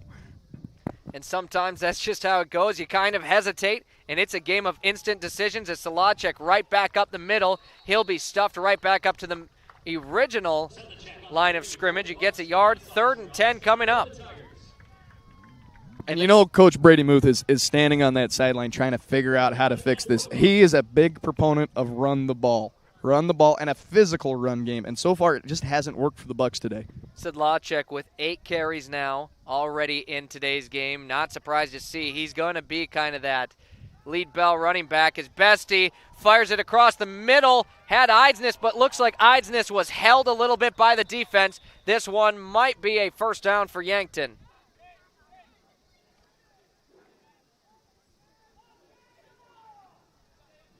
It'll be curious to see what the refs decide here. He chucked that ball fully out of bounds. It could be potential grounding. And it does look like they're moving the ball up, so that would be. We'll see if it's a hold or pass interference. Ball was in the air. And now.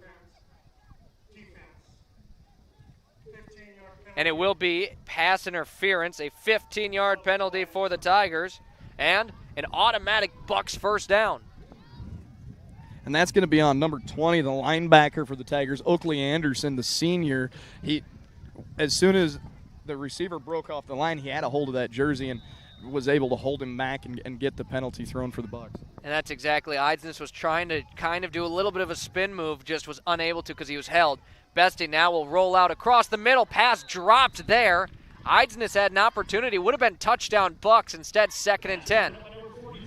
And you know the quarterback's got something to say to him as he comes back to the huddle. It hit him square in the chest, and he just wasn't able to hold on to it. That's why they say catch with your hands, not your arms. And Tate Bestie, that's his first incompletion of the game now, 6 for 7. His last pass attempt was that touchdown we saw earlier. 2nd and 10, ball spotted at the 13-yard line. Penalty flag flies.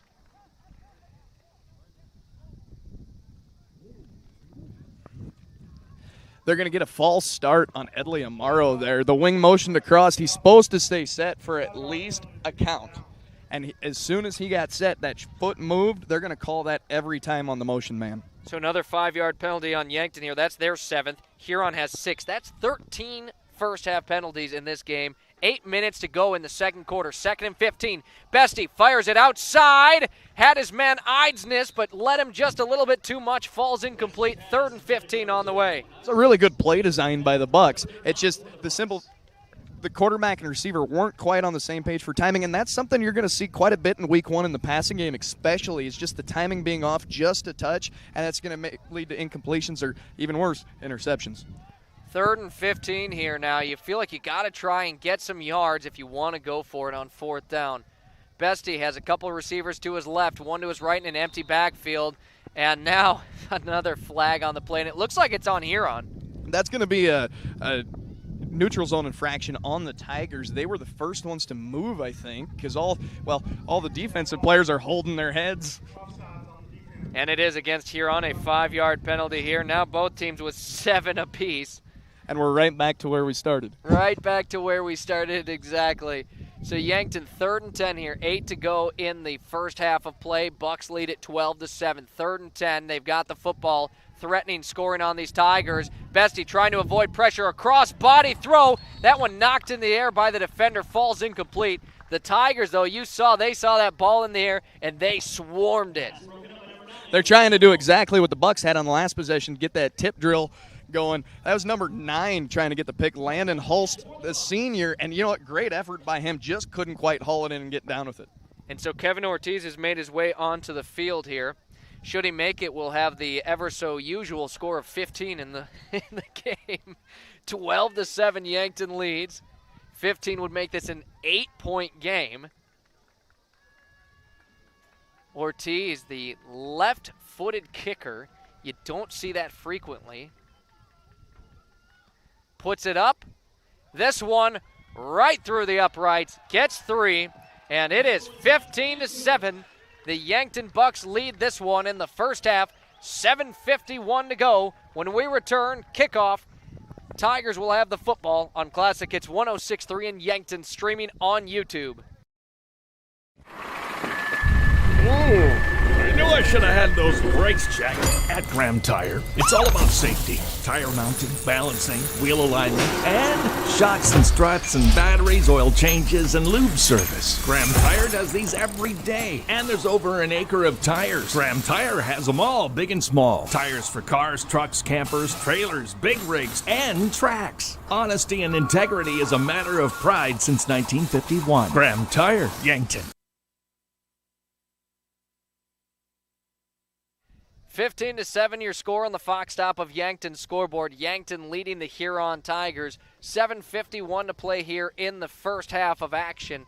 Bucks coming off a made field goal by Kevin Ortiz. And will now kick off here. The Tigers hoping to get some momentum here. That touchdown really felt like when they took that lead, they had the momentum, but then it was taken right away after a kick return for a touchdown from Miles Drotzman and the Bucks. Liam Villanueva to back up. Takes a few steps off to the left. And back in action here for this game as Villanueva sends this one deep. That one nearly to the Tigers' end zone. It's caught at the 2-yard line. Juergens is going to take it out. Brought down around the 25-yard line. And a great effort there on special teams by the Bucks. And a flag on the play. I was going to say, Zach, credit Juergens on the return. Most would just let that go in the end zone for the touchback, but he was able to get the yards back returning from the 1. We'll see what the flag is here. Which team gets their 8th penalty is the question right now, as both are at 7 right now with 7:46 to play in the first half. And they haven't moved the ball yet, but I would imagine on a kick like this, it's going to be a holding call. Not often does the kicking team get a penalty on them. Unless that ball goes out of bounds, you got to imagine this one's going backwards. And Huron's offense is moving back. Bucks defense is moving forward.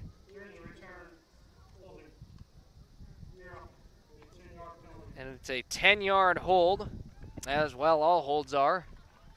So, Zach, if you're the Tigers offense here, that really hurts you because you go from decent field position off a pretty good return back to all the way behind your own 20-yard line. Now the ball on the 15-yard line here for the Tigers. Especially after that last interception, you feel like you wanted some momentum. Now a long field here, 85 yards. Huron needs to go. Whistles blow, another flag, and I think I saw some pre-snap motion from the offensive line. Yeah, they're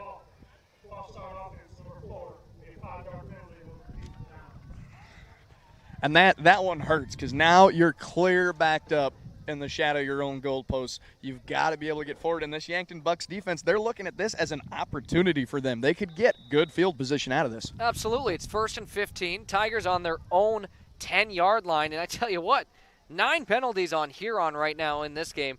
My stat sheet has room for 20.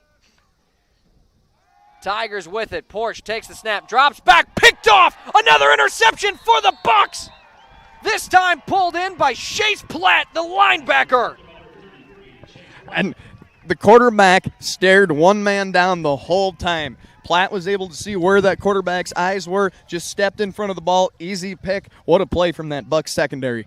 And what I'll tell you is hot routes can be both a great thing and a terrible thing. You feel like that's the hot route on the play. He just thinks, all right, he's going to be open. I'm going to throw it to him no matter what. Well, in this situation, Chase Platt gets in the way, pulls it in, interception. That is the third on the game already for Anderson Porsche. 1st and 10 for the Bucks within the Tigers' 10-yard line. Bestie has a man short, caught. It's Owen Eidsness, tries making the first man miss, twirls out of bounds for a pickup of about 7. And there we see another example of what Bestie's really, really good at. You know, short, high percentage completions, get a man out in open space and just flip the ball to him real quick and get easy yards. And what I like about that is before that, Bestie, 3 straight incompletions. Just get a short one, get back into your rhythm. Bestie, he'll hand it off Chase Sedlacek. Right up the middle, dives forward for a yard. And this is something that we haven't seen as much as we thought we would today. You know, that the running between the tackles, the power run up the middle, it's been more of the finesse zone back and forth and trying to just create gaps that your running back can fit through. Right now, Jay Sedlacek, 9 carries for only 24 yards. He's gaining about 2.5 yards per carry, just over that. That was not what we expected to see. A quick pass out to the far side. Caught, first down, Bucks. And once again, just those high percentage completions. The receiver runs a short 3-yard hitch, turns around, catches the ball the minute he faces the quarterback and is able to get that first down. 5-yard pickup. That'll be the second catch for Abe O'Brien here. As Bestie back-to-back completions, 1st and goal now from the Tigers' 9-yard line, kind of in there. Bucks an opportunity to make this a 2-possession game. Bestie takes the snap, hands it off. Sedlacek up the middle, has some room to run, dives past the 5-yard line, down at the 4. And that's one of Sedlacek's bigger runs today. And for one of the few times, it wasn't a zone run, Zach. It was a power man-on-man blocking scheme, and every lineman just basically was able to pick out his guy and drive forward at him. And then funny enough, that's what we thought we'd see a lot of here tonight. And it's kind of been the opposite. Either way, a strong formation set up here for Yankton. Movement, flag flies, false start, it's got to be. Oh, it is offsides on Huron. Thought for sure it looked like Yankton moved first, but we must have not been able to see from here that caused Yankton's offensive line. It'll be a 2-yard penalty on Huron. But 2nd and goal now from the 2. Again, a strong package, taking a direct snap, trying to run forward as he's going to be stuffed on the carry. Tegan LaCroix. And that package there, Zach, I'd call it the inverted wishbone. Instead of having your quarterback under center ready to take the snap and hand off to one of the 2 backs behind you, it's the 2 backs in front of the quarterback and the quarterback being the last guy to get the ball. And it's odd to see Tegan LaCroix here rather than Tate Bestie wide open into the end zone, walks it in, touchdown Yankton. Tegan LaCroix gets back the 2 he lost and gets in for a 4-yard touchdown run, as we'll watch that on our Yankton Winnelson replay. 6:02 to go. Yankton leads 21-7. Direct snap to Tegan LaCroix, and he was just able to beat the defenders to the outside. It's basically a simple stretch play. You take the quarterback out of it, air quotes, and a simple stretch play to the outside, touchdown Bucks. And just moments ago, it was 7-6 with Huron in the lead. Now 21-7. Bucks on top and a chance to make it 22-7. Kevin Ortiz back out for another extra point. 6 minutes to play in the first half. Bucks lead it, and the extra point is no good. Off of the post, and we have 21-7 is your score. Again, 6:02 to play in the first half. Your Yankton Bucks leading this one. We'll take a break and be back in just a moment. This is your invitation to thrive in Yankton, South Dakota. Nestled on the bluffs of the Missouri River, plenty of outdoor adventures are waiting. Whether you work remote or in a traditional office, we have a spot for you. Quality health care, diverse manufacturing, progressive school system, Mount Marty University, and so much more. Explore with family and friends. Let's thrive together.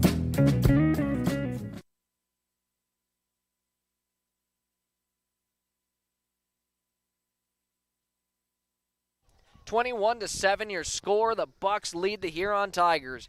6:02 to play in the first half here, and the last about 4 minutes of play, Yankton seems like they've figured it out. It seemed like it took a whole quarter to get out those pregame jitters. That first touchdown felt like it opened it up, but then really, Huron marched right down, scored a touchdown, and well, a few minutes later only, 21-7, Bucks on top.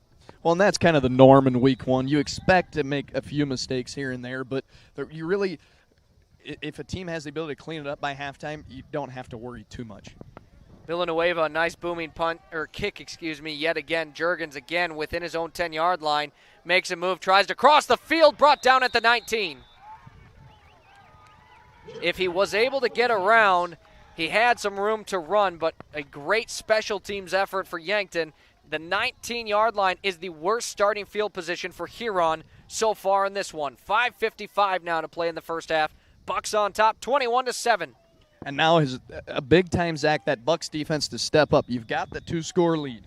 You've got the momentum going in. If you can get another snap here and get another score before half, it could be the thing that puts the dagger in the heart. For sure right now, 14-point game. You feel like if you can make a 3-possession game after the half, that's awfully hard to come back from. But Huron will have an opportunity here to try and get some back. A handoff running by Yankton defenders and up to the 24-yard line as Ty Kleinsasser, number 42 for Huron, just another runner in the game for Huron. And after 3 picks from, if you're the Tigers, after 3 picks from your quarterback, what you're really looking at here is safe plays that you know are going to get you yards. And what they've had a lot of luck with is that outside zone and that speed option look to the outside. So Kleinsasser will pick up 4 yards, 2nd and 6 now. Tigers really feeling like they need a score here as the Bucks have scored on back-to-back possessions. Whistles will blow before the snap. Don't see any flags. So we have a late substitution here for the Tigers, and heading over is Carter Porsche to the sideline. And that's going to be another equipment problem there, Zach. And what I'm seeing is that these officials are making the players have their knee pads at a certain spot. They have to be at a certain length on their body. So in comes Cooper Bischoff for Huron. Porsche takes the direct snap, fakes the handoff. His running back was on the opposite side. He's brought down for a loss of 3. Do you think that's miscommunication, or was that the design? Well, I want to actually just credit number 5, Madden McQuaid there. He was able to read that ball, and as soon as the ball was snapped, he was flowing with the runner and was able to fill that gap so he couldn't get any extra yards in the cutback. Now down to 3rd and 8. Bucks defense, another real opportunity for a big stop. Outside of that one drive where the Tigers scored a touchdown, this Bucks defense has been locked down. We saw it all last year. They did return some talent. They lost a lot as well. So you kind of were wondering what to expect from them. It looks like the defense is going to be good again this year. Porsche immediately facing pressure, but a screen designed that way, brought down before the first down line. The pass was completed, but about 4 yards short. And the Bucks there just running outside pressure from both the far side corner and safety are able to get into the quarterback's face and make him get rid of the ball extremely quickly. And on the screen, they picked up 4 yards. Landon Holst on the catch. Anderson Porsche with his first completion in his last 4 attempts. Now the punting unit, this is just too risky. You got to try and get it out of here. Under 4 minutes to play on your own 25-yard line. Snap is good. Punt high up in the air. It's not going to get very far, though. Bounces, takes a Tiger bounce. From the 45, it'll bounce all the way to the 23-yard line of the Bucks. They couldn't have asked for a better roll. And a flag on the play. And that flag was really, really late, Zach. I'm not quite sure what it is. And Anderson Porsche ran by the official. You'd hope he didn't say something that might get him in some trouble, but and it looks like Coach Strand is talking with the umpire. Doesn't look happy.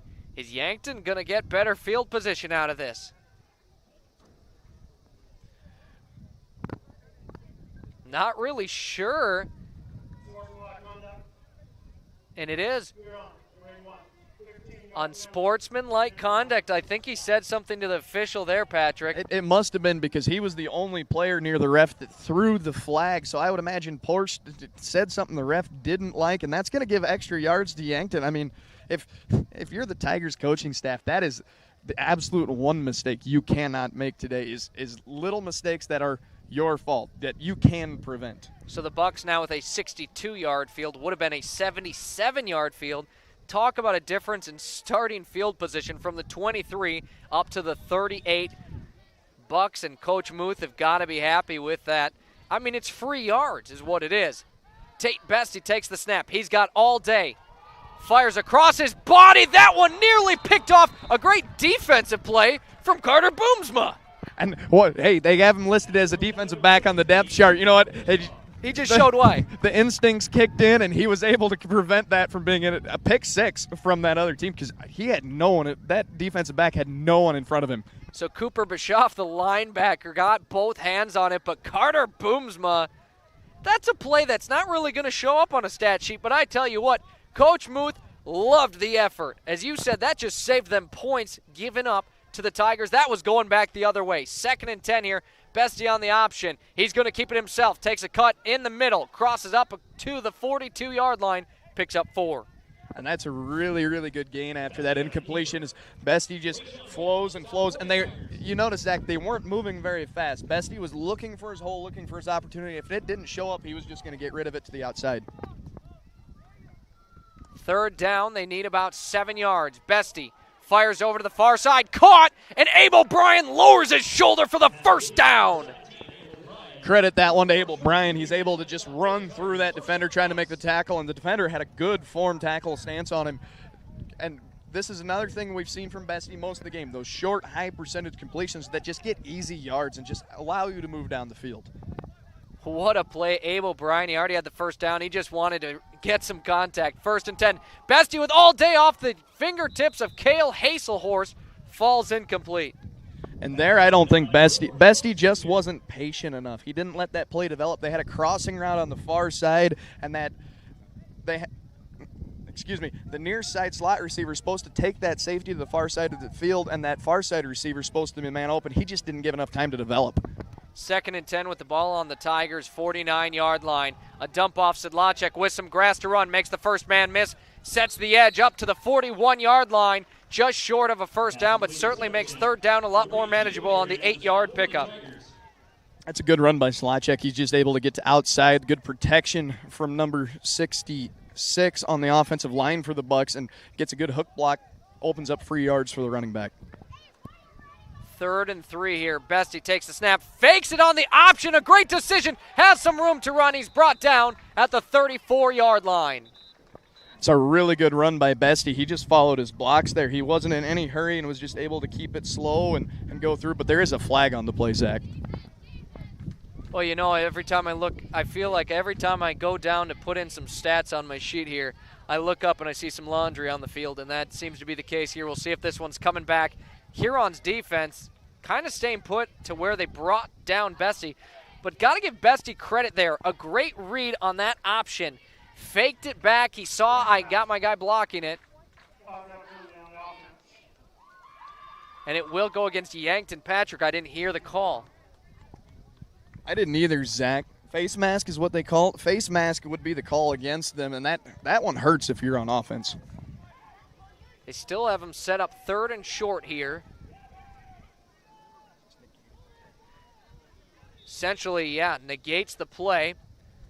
3rd and short yet again. No run for Bestie. That was his longest run of the night. Empty backfield besides Tate. Tate loads up, fires it deep, and that one's just going to be too far for Abel Bryan. Falls incomplete. Bestie pleading to the umpire here at midfield. Maybe thought there was extra contact. And you know, both the receiver and the defensive back were making contact the full way down the field. I don't think that's a flag, Zach. That's fair contact the whole way. I do like the no call. I like letting the players play. Now for the Bucks, of course, they'd love to have the defensive pass interference, and a timeout now by Huron and Coach Strand. Another Lindsay Echo Water Systems water break. 21-7, Yankton leads this one. We'll be back in a moment. Only a couple minutes left in the first half of play on Classic Hits 106.3 and Yankton streaming on YouTube. When you need top-notch appliances that last, trust the experts at Murph's Appliance. From washers and dryers to refrigerators, they have all the trusted brands to keep your home running smoothly. At Murph's, you'll find Maytag appliances built for durability and service you can count on. Whether it's a new oven or a repair, they're there for you every step of the way. Stop on down to Murph's Appliance, your local Maytag dealer in Vermilion. Maytag and Murph's, reliable just like you. And back to the field, a big decision here. 4th and 1 for the Bucks. You got to think they're going for it, and they put out their offense. Definitely signaling they're going to go for it. Now, last year I did see a few times he sent out Easton Nelson, and Nelson did punt it just to catch the defense off a little. But I think 4th and 1 on the Tigers' 40-yard line. Got a feeling they're going up the middle here. No question. Tate Bestie has Sedlacek next to him. Hands it off. Sedlacek up the middle. He's met right away. He's still able to get forward. Does he have enough for the first down? It'll be close, Zach. That ref is standing real close to where it is, and they're going to give the Huron offense the football. That's going to be a turnover on downs for the Yankton Bucks. And Jay Sedlacek, he was actually stopped a yard behind his line of scrimmage. He still fought forward for a no pickup, but no yardage gained on that. Sedlacek short, and you can't blame him on that one. He's met immediately as soon as he's got the football in his hands, and that's kind of been the case here for this game, as we've got 2:16 to play in the first half. Huron trails 7-21, but now with the football on their own 40-yard line.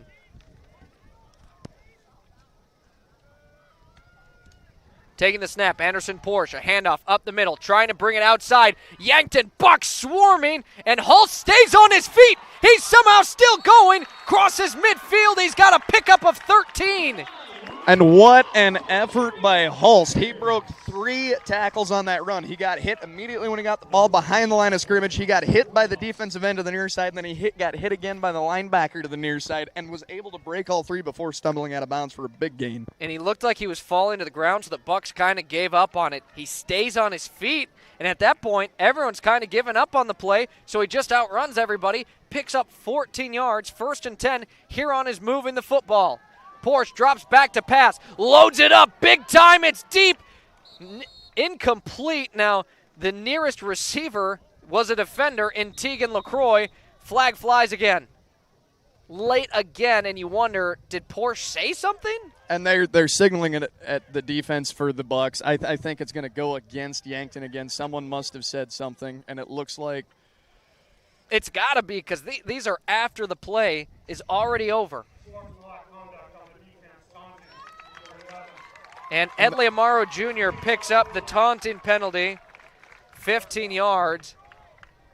And Amaro doesn't like that call. He's signaling to his teammates. He had no clue what he did, but whatever happened, the refs did not like that. So another penalty going against Yankton. We now have a combined 20 penalties in the first half alone. 2 minutes to play, first down Huron after the unsportsmanlike conduct. And it was so far after the play, you knew it had to have been something along the lines of unsportsmanlike conduct. 1st and 10, Tigers with the ball on the Bucks' 31-yard line. Porsche has a man directly behind him. 3 receivers to the left, 1 to the right. Takes the snap, drops back. Has a man. Boomsma nearly picks that one off. Boomsma did a great job reading that, and he maybe had the entire field to run for a pick 6 had he brought that in. Either way, really good coverage by Boomsma. He's able to get in front of that route when the quarterback releases the ball. That was a timing route. So, I mean, that's not something that you're just going to feel when the receiver runs it. He's able to get his head around, jump the ball, and almost had possession of it for a quick 6 points. And right now I'm kind of seeing the flip of what I saw last year. Last year was the defensive line really was the best part about that Yankton defense. So far today it's been that secondary. They have held up well even when the quarterback has time. Nobody's open. 2nd and 10 here. Porsche here on the option. He's going to keep it himself up the middle. He has some room to run across the 20. He falls forward, and he'll pick it up for 13, 14 yards. First down again for Huron. And that's a really good play call. They run it to the far side of the field. Those linebackers flow with the running back, and the quarterback's able to watch that safety, and as the safety flows, he's able to cut it back. Big gain, and pretty good play by the Tigers. Under 100 seconds to play here in the first half. 93 to be exact. 21-7 Yankton leads, but Huron moving the ball well now on their own, the Bucks 18-yard line.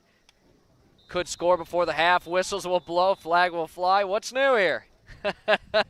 We've had so many penalties tonight. This will be 21. False start. They were quick on this one, though.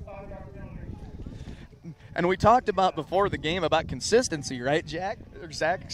Right, Zach? The only thing these two teams have been really consistent about, penalties. 21 total penalties, 12 for Huron, 9 for Yankton. I do want to mention before our halftime show, you're going to want to keep it here because I had an interview with one of the team captains. And that team captain does have an interception in this game. You'll want to hear him chat during our Vichay Yankton halftime show, which is moments away. 1:17 on the clock to play in the second quarter. 1st and 15 here, 21-7. Yankton leads Huron, but the Tigers moving the football well. Anderson Porsche again lobs it high up. This is anyone's ball. Somehow caught up to the 1-yard line. A flag on the field, but somehow Carter Porsche pulled that one in. I think that flag is going to go back against Huron. Otherwise, a 21-yard pickup through the air. He just lobbed it up and let his guy go do his thing. And you know, good job on the quarterback for the Tigers. He was able to, he had two guys in his and it is a legal man downfield on the offense. So Huron will back it up 5. What a huge play. That feels like it just sucked the energy right out of the team. Now, and remember, an eligible receiver downfield, most of the times on those offensive linemen, it means they're trying to run an RPO or a play-action style look. That lineman gets, they're allowed up to 2 yards downfield. Oftentimes those officials allow more, but we've got a tough ref crew today, and they're not letting those guys get downfield. And sometimes those big boys get excited. They want to be involved in the play. 50 seconds to play here. Now 1st and 20. Porsche hit as he throws, but it's still completed and caught up to the 3-yard line.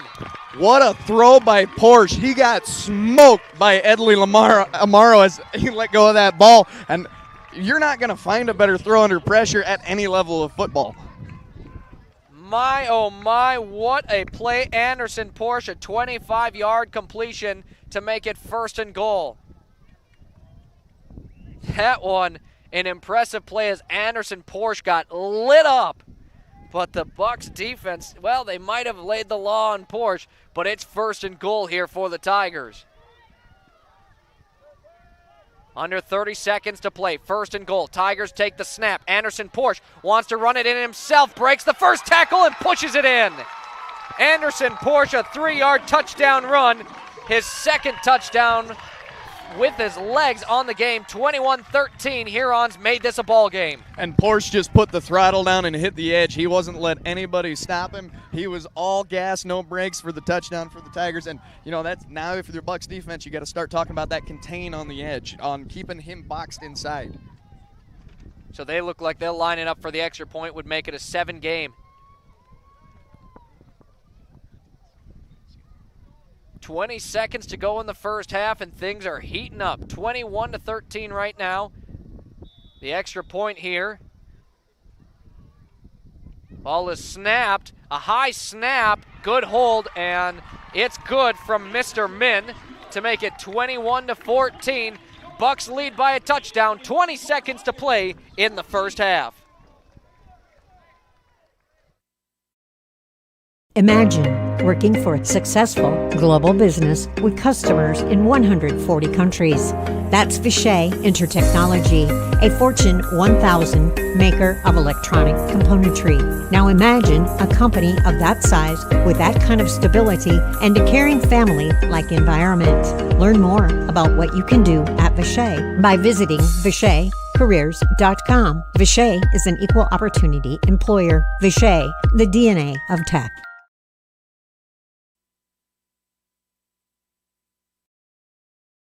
My name is Len Peterson, and at Elkhorn Valley Bank and Trust, there really is a difference. I think a big difference that Elkhorn Valley Bank offers customers is a quick turnaround in loan decision. We try to make a quick and accurate decision for our customers so they can get quick answers and run their businesses as smoothly as they can. A community banker builds a relationship, plain and simple. Elkhorn Valley Bank, Great for you, great for your community.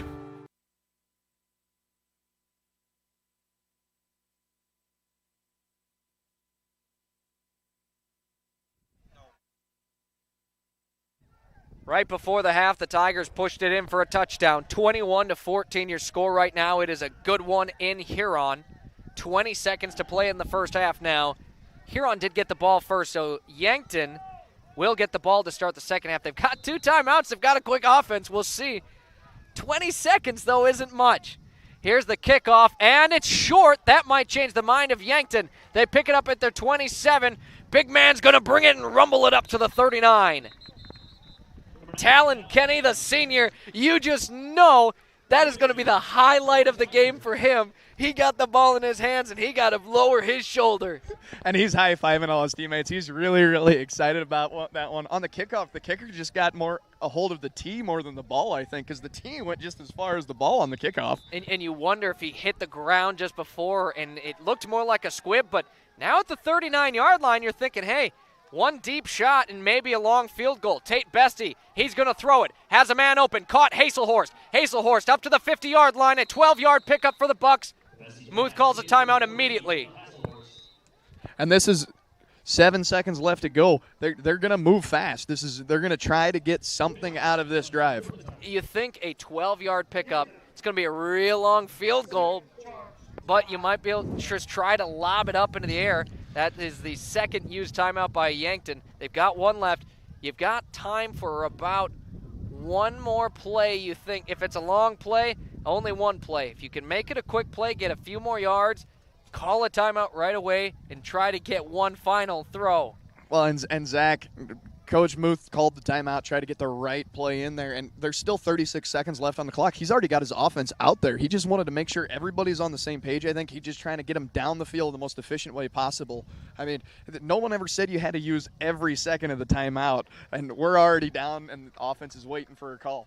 On these timeouts, Muth uses maybe about 15 of the 60 allotted seconds. His offense is just sitting out there waiting. And Huron's defense, you're thinking, we're going to use every last second we can to catch our breath. But now they're going to have to break soon because there's only 8 seconds left, and now they do.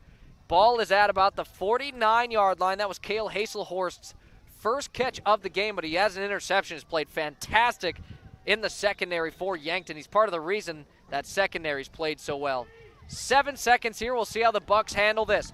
Just under half the field to go. Can they get one final score before the half? At the 49-yard line, Bestie takes the snap, drops back, lofts it up again. That one will fall incomplete. Now you've got 4 seconds. You feel like one final opportunity. Trying to hit that far sideline again. Bestie's been really, really good rolling out to that that Yankton sideline and trying to get the pass completed so the receiver can get out of bounds. He's done that quite a bit today, and that's what they're trying to push. 4 seconds here for Yankton. That timeout probably not going to matter. Yankton's wishing they just had about 20 more seconds to try and make something happen. Bestie drops back. He's going to wait for his guys to get back. He's going to throw into this. And across the middle, this one picked off. It's headed the other direction. Huron wants to score off of it. They break a tackle up to the 10. Huron is tied. Or an extra point will tie it. 21-20.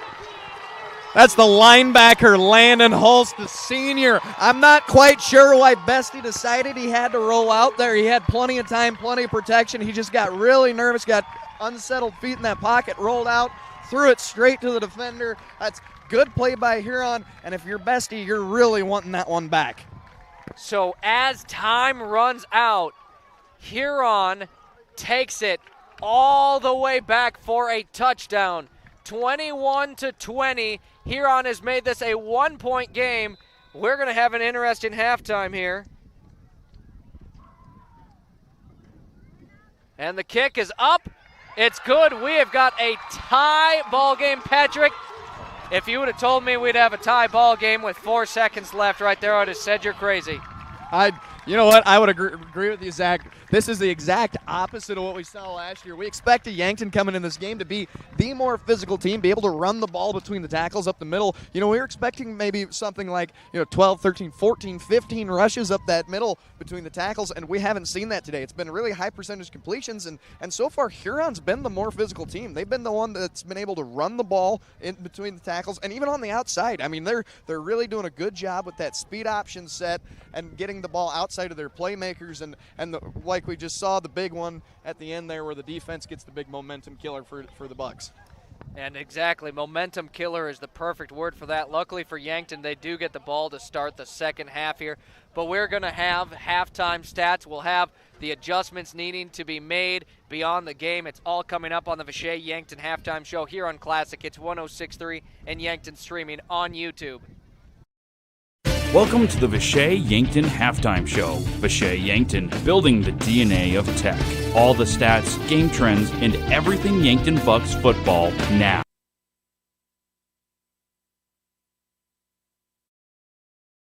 Kaiser Heating and Cooling is your hometown team specializing in all things heating and cooling, as well as heat and glow gas, wood, and electric fireplaces, humidifiers and dehumidifiers, and all styles of ductless mini-split systems. Whether you are building or remodeling, our team of innovative experts will get you the correct equipment and indoor air quality accessories you need for your home or business. Remember, Kaiser Heating and Cooling is your hometown team for all things heating and cooling for the past 77 years. Go Bucks and Gazelles. This is your invitation to thrive in Yankton, South Dakota. Nestled on the bluffs of the Missouri River, plenty of outdoor adventures are waiting. Whether you work remote or in a traditional office, we have a spot for you. Quality health care, diverse manufacturing, progressive school system, Mount Marty University, and so much more. Explore with family and friends. Let's thrive together.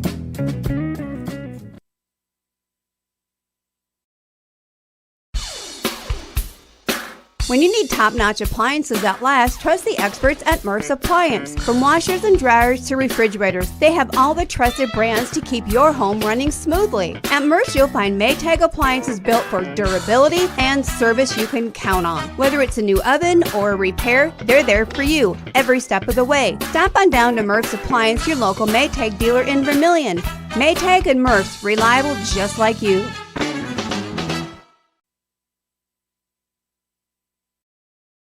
Imagine working for a successful global business with customers in 140 countries.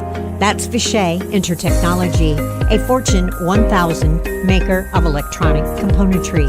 Now imagine a company of that size with that kind of stability and a caring family-like environment. Learn more about what you can do at Vichay by visiting VichayCareers.com. Vichay is an equal opportunity employer. Vichay, the DNA of tech.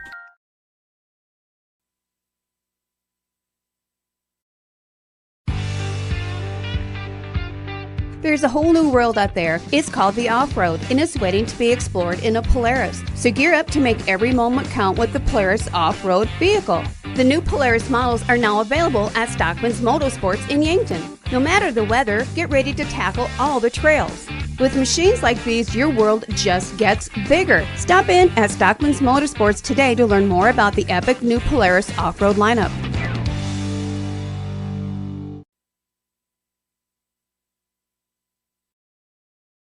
My name is Len Peterson, and at Elkhorn Valley Bank and Trust, there really is a difference.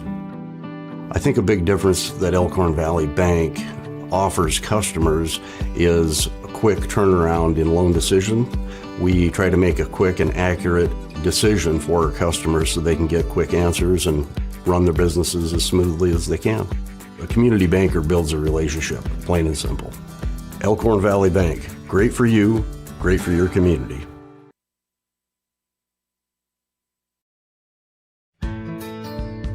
At Elwood Family Dental Care, we treat our patients like family. We have an experienced and caring dental team. We take the time to make sure you understand your oral health and answer any questions you have about your dental treatments. We take pride in educating our patients. Whether you need fillings, crowns or bridges, dental implants, just a teeth cleaning, or even Botox, come visit us at 1818 Broadway Avenue. And remember, we take care of the entire family.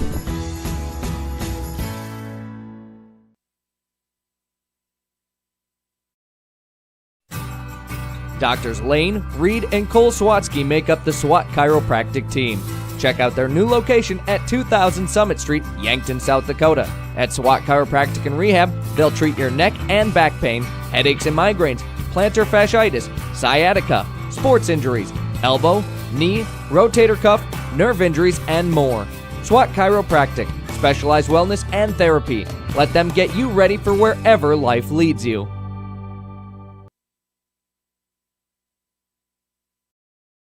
Welcome to the Vishay Yankton Halftime Show. Vishay Yankton, building the DNA of tech. All the stats, game trends, and everything Yankton Bucks football now.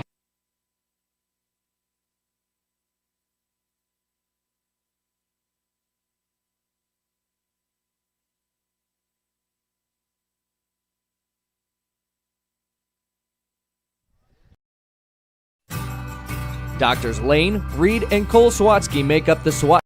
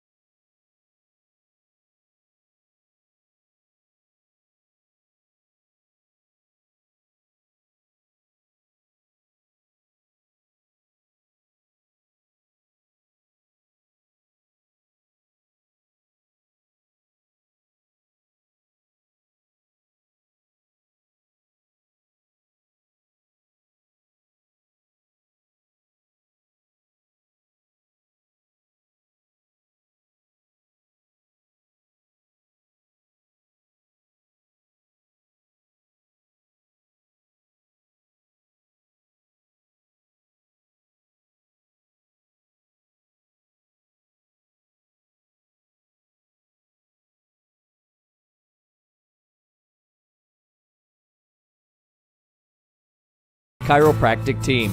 Check out their new location at 2000 Summit Street, Yankton, South Dakota. At SWAT Chiropractic and Rehab, they'll treat your neck and back pain, headaches and migraines, plantar fasciitis, sciatica, sports injuries, elbow, knee, rotator cuff, nerve injuries, and more. SWAT Chiropractic, specialized wellness and therapy. Let them get you ready for wherever life leads you. During our Vichet Yankton halftime show, our first player highlight, now chatting with Cale Haselhorst, senior on the Yankton Bucks. Cale, football season is here. How much excitement is surrounding the team? Yeah, we have a lot of excitement going on. A lot of new players coming under our offense and defense, so really excited about those guys and how they're going to do this season. And you're now a senior on the team and a captain. How does that affect how you come into practice every day and game time? Yeah, no matter how your day goes, you really just got to come out and be a leader for these guys. A lot of guys look up to you when you're a captain, so you really just got to come out and be a leader every day and have a positive attitude. Now, do you have any goals that you've either set for the team as a whole or for yourself this year? We've talked about our team goals before, obviously.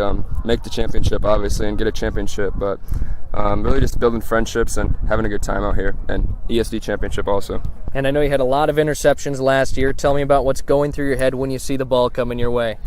Yeah, it's a lot of preparation, a lot of film watching that goes into that to get a lot of interceptions, know what they're doing. But yeah, when you see the ball, you just got to go up for it because they'll try to moss you. You just got to go up for it and high point that. So. Final question for you: do you have any pregame rituals? Yeah, about 3 hours for the game, I'll go out in the field and listen to music and do some routes and defensive stuff with my buddy Owen, and we'll just say a little quick prayer and then we'll get to the game.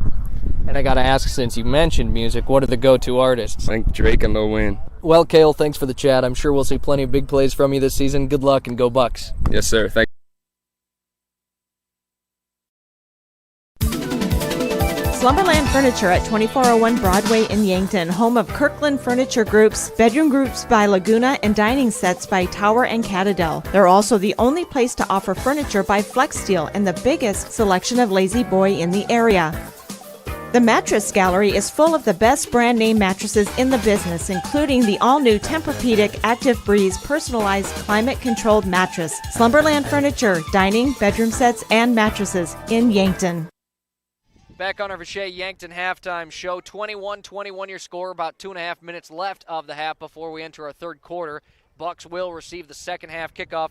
It's time for your Beyond the Game, brought to you by Kalen's Indoor Comfort Heating and Air Conditioning. When you want comfort, you want Kalen's. For Yankton High School, of course, well, today we have our first football game started at 5. Earlier in the day, though, tennis had a girls varsity quad starting at 11 a.m. at Brookings. Tomorrow over the weekend, there's some action as well. Volleyball with a girls JV tournament at Norfolk High School. And then that's followed, or at the same time, by a girls varsity tournament also in Norfolk. At 10 a.m., competitive cheer, a varsity invitational, as well as a competitive dance varsity invitational against Aberdeen Central at Aberdeen Central. At 11:30 this Saturday, tennis girls varsity jamboree versus multiple schools at Brookings at 11:30. Then, of course, nothing going on Sunday. Monday is Labor Day, but there still will be a JV football game at 1 o'clock versus Pierre at Crane Youngworth Field. And then into the week, Tuesday, plenty of action going on. Tennis with a girls varsity triangular at McKinnon Park at 11. Boys with a middle school duel at 2. Golf with boys JV duel at 2. And a boys varsity duel at 2 as well. That's all at Lakeview Golf Course against Mitchell. Then volleyball with middle school girls 7th and 8th grade matches at 4. Girls 9A match at 4:30, and so is the girls JV match as the middle school versus Watertown at Yankton, the 9A and JV against Harrisburg at Yankton High School. Then soccer girls JV game against Brookings at Yankton, 5 o'clock. But boys varsity game for soccer also at 5 at Crane Youngworth. Then at 5:30, both a girls sophomore match in volleyball and a girls 9B match. Then at 6:30, girls varsity match in volleyball and ESD conference game against Harrisburg. At 7 o'clock, girls varsity soccer game against Brookings at Crane Youngworth. And to wrap up the day, boys JV game for soccer at 7 o'clock at Yankton First Dakota Soccer Park.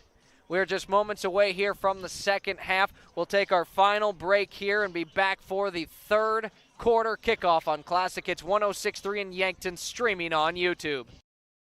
Lucky for us, life is full of choices, big and small, just as it should be. They define us, make us who we are. And when it comes time for you to choose, a car, home, your next big adventure, or start a new business, Farmers Union Insurance has the variety of choices to make sure you have the perfect coverage to protect each perfect moment. Farmers Union Insurance. Triple Time Rudy's on the corner of 16th and Broadway, Yankton. Stop in and check out their wide variety of items. Grab some snacks, whether you want chips, popcorn, or something sweet, they have it. Ice cold beverages, or when you need that boost in the morning, coffee. You can also grab the best locally produced meats, meat sticks, and cheeses in the area. Guaranteed fresh. For those hot days, grab a freezy too. Get all your car needs and 5 cents off a gallon when using cash. All at Triple Time Rudy's, Yankton. Interior technicians. Jerry, I need your help. I'm in a real pickle. How can we help? We clean carpets, furnace and duct cleaning, mold remediation, fire restoration, water damage restoration, office cleaning, and much more. No, Jerry, I'm in a real pickle. I'm stuck and I can't get out. Hang on, I'll send you a pic so you can see what I mean. Oh my gosh. When you need it clean, call the Intech team. Fixing pickles since 1984. The Bone Setter Chiropractic, Yankton. I'm Dr. TJ Stotes. When you need chiropractic, we're here. We use a hands-on approach, decompression traction, electrical stimulation, acupuncture, and state-of-the-art examination techniques. We're happy to offer exercise and supplement advice as well. The Bone Setter Chiropractic, 215 Mulberry, Suite 9, Yankton. Call or text 605-401-5701. Bringing you comfort when there's discomfort. Back on the field as we wrap up the Vichay Yankton halftime show and into the third quarter of play. We are all tied up at 21 apiece, coming off a pick six as time ran out. A huge play for the Tigers, but the Bucks will receive the first kickoff here of the second half.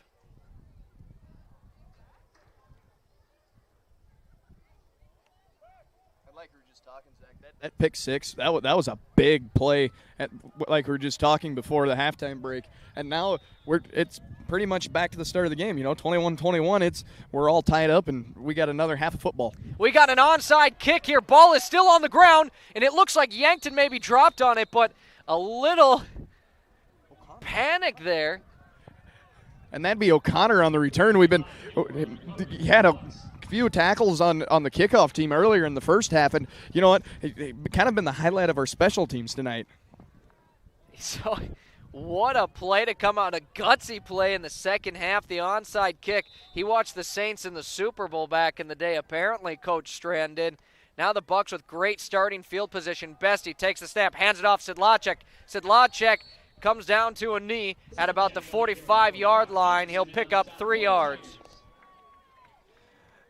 And that'll be the linebacker, Cooper Bischoff again. He's been in there quite a bit tonight, and he's been able to create some problems in that run game for the Bucks. 2nd and 7 here for Yankton. Ball on their own 45, nearing that midway. And Edley Amaro got the handoff, but before the ball was even snapped, we'll have a penalty. Looks like it'll be a false start here. And, well, Patrick, we're getting excited. It was going to be Edley Amaro's first carry of the game. It is a false start, a 5-yard penalty against Yankton. That'll make it 2nd and 12. That's exactly right, Zach. I was excited to see the big boy run the ball and see exactly what he can do. They've had him lead blocking most of the game today, and it'd be his first chance at a little bit of a heroics.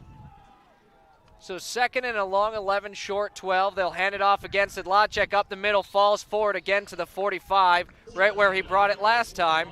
This time a pickup of 4. Good run by Sedlacek, back-to-back both times, able to get positive yardage. Now we got a 3rd and medium. I mean, do you expect Muth to pass it here again? I wouldn't be surprised, or if there's some room to run, give Bestie the open signal, let her rip. He'll drop back to pass. He's going to fire it deep. Boomsma is tackled. Falls incomplete. I guess we're not going to get a penalty here. Patrick, normally I don't say if someone's tackled, but, I mean, it looked like a lot of contact there. You know what? Boomsma, as soon as that ball was let go, the safety was able to just drug him down. Looked like he tackled him clear back, and by the time the ball got him, Boomsma was on his back. I don't quite understand the lack of a flag there. Either way, Yankton will be forced to punt here. 4th and 7. Ball on their own 45, so Huron a huge stop here and an opportunity to retake the lead. High snap, punt nearly blocked, but still a pretty decent punt there. Takes a Yankton bounce at the 30, and then up to the 21-yard line is where it ends up. That's a really good punt. And going back to that third down play, all I can think is that the ref was considering that ball uncatchable. And that might be the case. It wasn't the prettiest ball we've seen. And, you know, I always love to give the official the benefit of the doubt. I'm not the one making the call. So if deemed uncatchable, no worries. Now a big moment for this Yankton offense. Tie game. You got to get a stop here to keep any sort of momentum that you had before the play before halftime. 1st and 10, ball at the 21-yard line here for the Tigers offense. An opportunity. They just tied it up off of a pick 6. Now they could, after getting the stop, any score would put them on top. Anderson Porsche takes it from the shotgun, hands it off up the middle. A decent run, still on his feet, hops and skips forward to the 26. A 5-yard pickup there. As Hulst looks a little dinged up, he'll hobble off the field, but a nice pickup for the Tiger. Number 33, Chase Platt, in there on the tackle, and he read the handoff immediately, was able to fill the gap, and while it was a game of about 5 yards, it could have been a heck of a lot more. That was a big hole that offensive line opened up. And I am really impressed by the way the trenches of Huron have looked so far today. We really thought that was going to be the most lopsided part of the game, favoring Yankton. Quite honestly, it's been the opposite. I would say Huron's lines have held up a little bit more. Porsche will now drop back to pass. Lobs it up high. Has Carter Porsche. Catches it. He's past his man. Up to the 20. He's brought out of bounds. And that was just a size differential. Miles Drotzman lined up against a receiver that's a whole nother head taller than him. The receiver able to just go up and get the ball and basically rebound like a basketball player over Drotzman's head. That is a 54-yard pickup from Anderson Porsche into Carter Porsche. And now the Tigers with some real momentum, a defensive stop, and then you pick up 50-plus on a play. 1st and 10 on Yankton's 20, and it's a tie ball game, 21-21. Handoff here, Ty Kleinsasser. Up the gut he goes, picks up a few.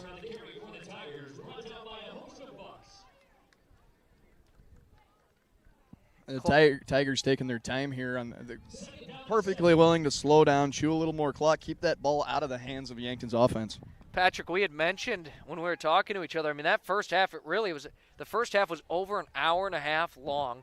Then into your halftime, we're looking at NFL game time with not as many commercials quite. 2nd and 7 here from the Yankton 17. Anderson Porsche.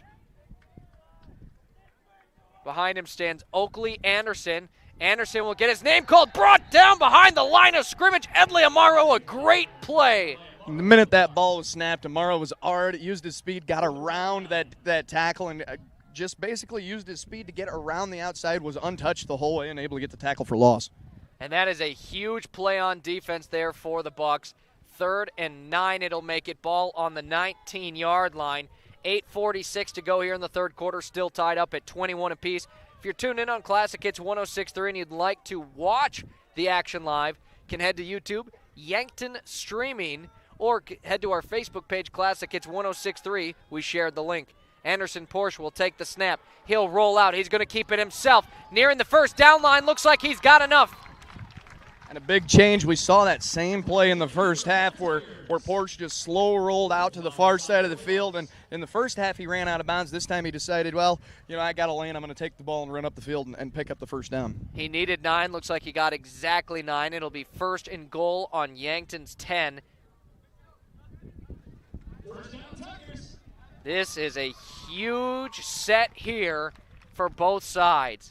Yankton has felt like they've kind of controlled the game for a lot of it, but right now Huron could flip the script on that. The most they led by was 1 when it was 7-6. Now when it's 21-all, first and goal from the 10, Huron a real chance here. And, well, before the ball can get snapped, we got another flag. And a delay of game on the Huron offense. That is the first delay of game we've seen, and you know Coach Strand not happy about that. If you're Huron, that one hurts just a little bit because you had really, really good field position, goal-to-go situation, and now you're backed up another 5 yards, and that's just another 5 yards that you've got to be able to pull out and get the touchdown out. Something people don't always realize is how much harder it is to play in that red zone. You've got a lot less field, so those cornerbacks and safeties are all closer together. Lobbing it up is Anderson Porsche. Lots of contact. Falls incomplete. Maybe a give-back call where they won't call it. Stays second and goal from the 15. I think that one might be a make-up call before because that probably should have been a pass interference on the Bucs defense. But like you said, make-up call. The ref's trying to equal things out just a touch and doesn't make the game fair for everybody. So Anderson Porsche, you know he likes that connection with Carter Porsche. Porsche had that big 54-yard pickup, and he's a big body, so Anderson just lobbed it up, thought, hey, my guy can go get it, yours can't. In this situation, falls incomplete, second and goal. And again, a flag will fly before the ball is snapped. I think they're going to call a false start on the Tigers again here, Zach. And it is a false start. That'll make it second and goal from the 20 here, Patrick.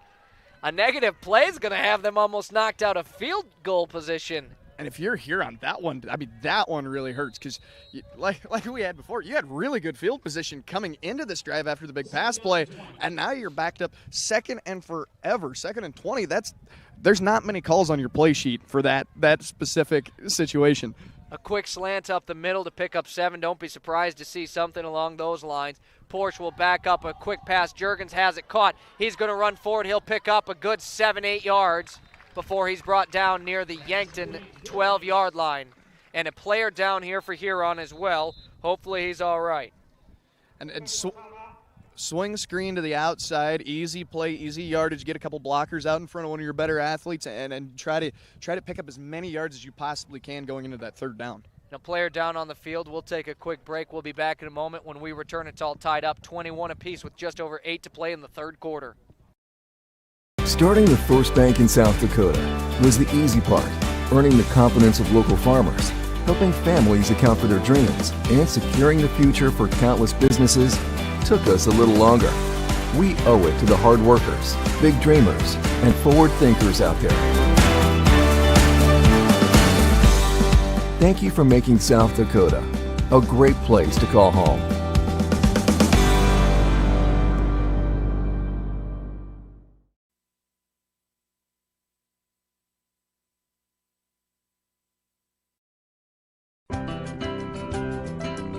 Authentic Mexican food goods with the family touch is here in Yankton at Angela's Mexican Store. From fresh produce and meats to the spices and the snacks you miss from home. Traveling or just moved? No problem. They accept money from many different countries. Check out the different kinds of money on the wall. Family owned, family loved. They treat you like family. Angela's Mexican Store, where culture meets community. Stop in today.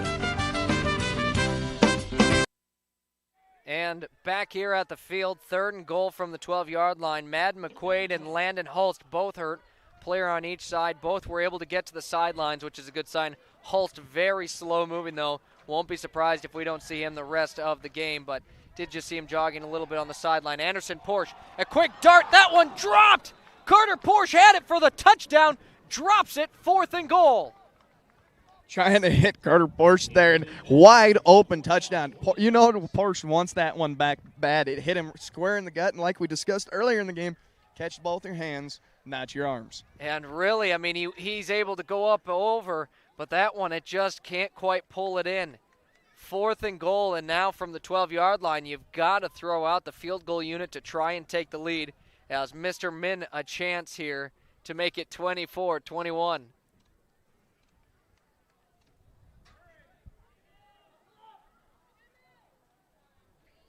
Yankton hoping for a miss here, and whistles will blow before the snap. I think Huron was able to get the timeout in before the clock expired there, Zach. Yep. And they do. It's a timeout called by Drew Strand of the Huron Tigers, a Lindsay Ecowater Systems of Yankton water break. When we return, a field goal attempt, Huron trying to take the lead on Classic Hits 106.3 and Yankton streaming. Hi, it's Linda at Linda's Angel Crossing in Yankton. Ladies, come into the store for all your new fall clothing needs. There's Tribal, there's Lulu B,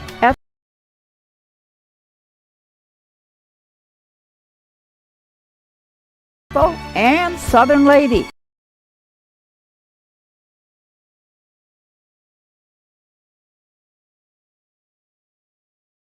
The nursery has everything you need for gift giving, baptism, copper pearl bibs, magnetic sleepers, swaddlers, toddlers, clothing, and boys and girls Under Armour to size 7. Don't forget toys and little golden books. Linda's Angel Crossing in Yankton. And, well, a little bit of miscommunication on the field. Just missed the field goal as they at first said timeout for Huron, and then they decided no timeout. They reset the play clock to 25, so Huron has all 3 timeouts left yet. And, well, they lined up right away for the field goal as we had just sent it to break. So 24-21, Huron currently leading over the Yankton Bucks in the third quarter, 7:39 to play. Right now, Yankton needs a good offensive set. If you're Coach Muth here, I think the big thing is try to establish an identity on this drive. We've seen a couple different teams from the Yankton offense in terms of wanting to run the ball up the middle and then abandoning that pretty quick and trying to throw it to the outside. And I think the big thing here is just getting some consistency on offense and trying to string together a drive. And another kick into the dirt it goes, fielded by Yankton at the 32. Wondering what's going on, why they're giving Yankton good field position, maybe thinking it'll bounce off one of the Bucks' hands and into the Tigers. Either way, Bucks football at the 33. They've moved them up, it looks like, to the 33, 34-yard line. 1st and 10, Bucks football. They trail 3. It's the most they've trailed in the game yet.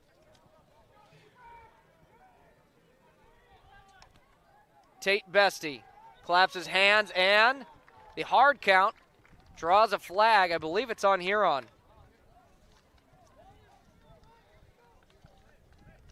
We'll see if it's 1st and 15. No, it'll be a false start on Yankton. The 11th penalty on the Bucks, and it makes it 1st and 15. I thought I had it down. They're going to get the right tackle, Gaskins, just jumping, twitching just a little bit, pulling the defensive line offside, so obviously the offensive line going to be the first one on the penalty. Tate Bestie again takes the snap, rolls out, has a man in Owen Eidsness. Eidsness pulls it in, runs out of bounds at the 35-yard line. A pickup of 7 and makes it a much more manageable second down here. And that's a play we've seen a lot today from this Bucks offense, just that sprint out to the near side of the field, try to get it into a quick completion to an open man and get positive yards. That is the 4th catch by Owen Eidsness, most receptions on his team, as now a catch made by Cale Hazelhorse for a first down. Another good read by Bessie. Knew his guy who was going to be open immediately just after reading the defensive coverage. He started rolling to that far side of the field, and his eyes never changed. He knew the man he wanted to go to. So Tate Bestie with back-to-back completions has this Bucks offense moving. 1st and 10 from the 47-yard line. Both lines full send. We'll see who the flag's on this time. That one's going to be close, Zach. They both moved at the same time.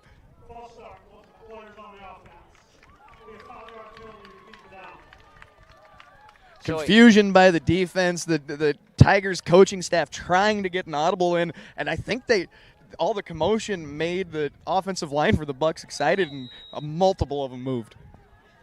So 1st and 15 yet again. That is penalty number 12 on Yankton. Nearly dropping the snap. He is able to hand it off to Sedlacek, who lowers his helmet, cracks a skull, picks up. That's a hard-earned 3 yards there. And Bestie just nailed that by his fingertips. And honest, Sedlacek and Bestie got a hold of the ball at the same time, and it was just a matter of who was going to get it and run with it first. Who wants it? Sedlacek took it for 3 yards to make it 2nd and 12. And now they'll allow subs in for Huron's defense. Well, they're not going to allow, they're going to force them into a substitution, and they're going to pull right now Ty Kleinsaucer, and they're going to put in Parker Bischoff. Again, as we've talked about the equipment, These officials are very, very serious about it. Certain equipment and certain ways that they want things worn for safety for these players. Bestie's going to launch it up on 2nd and 12. Abe O'Brien pulls it in, makes a man miss, crosses the 10. Abe O'Brien high steps it into the end zone. Touchdown, Yankton!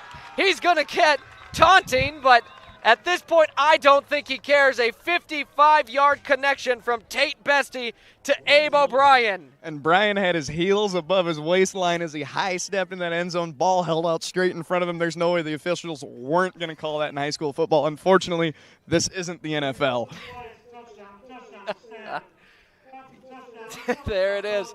Unsportsmanlike conduct on Abe O'Brien. As you said, held the ball out high stepped it. We'll see if they enforce it on this. It'll be assessed on the kickoff. And so they'll pick up their flags. And you know what, right now, Abe O'Brien, I guarantee you that's the penalty he cares about least right now because he just brought it in from 55 yards out. Although I don't want to be him come Monday when he has to run for that one. Absolutely don't envy him one bit. 27-24, Yankton leads. Ortiz back out onto the field for the extra point.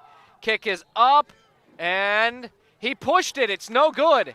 The score remains 27-24. That is 3 missed extra points here tonight by the Yankton Bucks. Remains a 3-point game. 6:52 to go in the third quarter. Another player down. We're going to take a break. Bucks back on top here on Classic Hits 106.3 and Yankton streaming on YouTube. Les Schwab Tires, located at 2809 Broadway in Yankton. It's the place to buy tires with all different tread types to fit your needs and rims ready to make your vehicle shine. Not only do they sell tires, they fix them too. Flats, brakes, alignments, and more. You can feel confident that your car will be taken care of. No waiting for your tires, they should have them in stock. If you're looking for tractor or semi-tires, those are available too. Les Schwab Tires, where the sign says it all. MT and RC Smith Insurance has been a part of the Yankton community since 1949. Our agency would love to help you with your home, auto, business, life, and long-term care insurance needs. We take pride in providing you with quality service when you have a claim or need to make changes to your coverage. The MT and RC Smith Insurance Agency is flexible to meet with you in person or at the office at 204 West 4th Street. Give them a call for insurance changes, payments, claims, or service requests. Back to the field, 27-24, 6:52 to play in the third quarter. Madden McQuaid, the player down right now for the Bucks, being stretched out. And Patrick, you said it definitely looks like he's cramping up right now. Yeah, and you know that's not unexpected to see in week one. You can all these players are going to be just a touch out of shape. Long summer, long off season, not quite the effort they're going to have going through multiple sports throughout the school year, and it's just one of those things. Got to stay hydrated. Got to eat the right foods and stay to the point that, if you're starting to cramp up really bad, take your small break, your body ease out of it, and don't overwork yourself. And we also saw Landon Hulst was being worked out.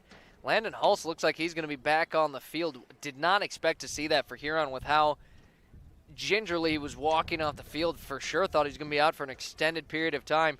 No, he's right back out there ready to roll. Bucks lead 27-24.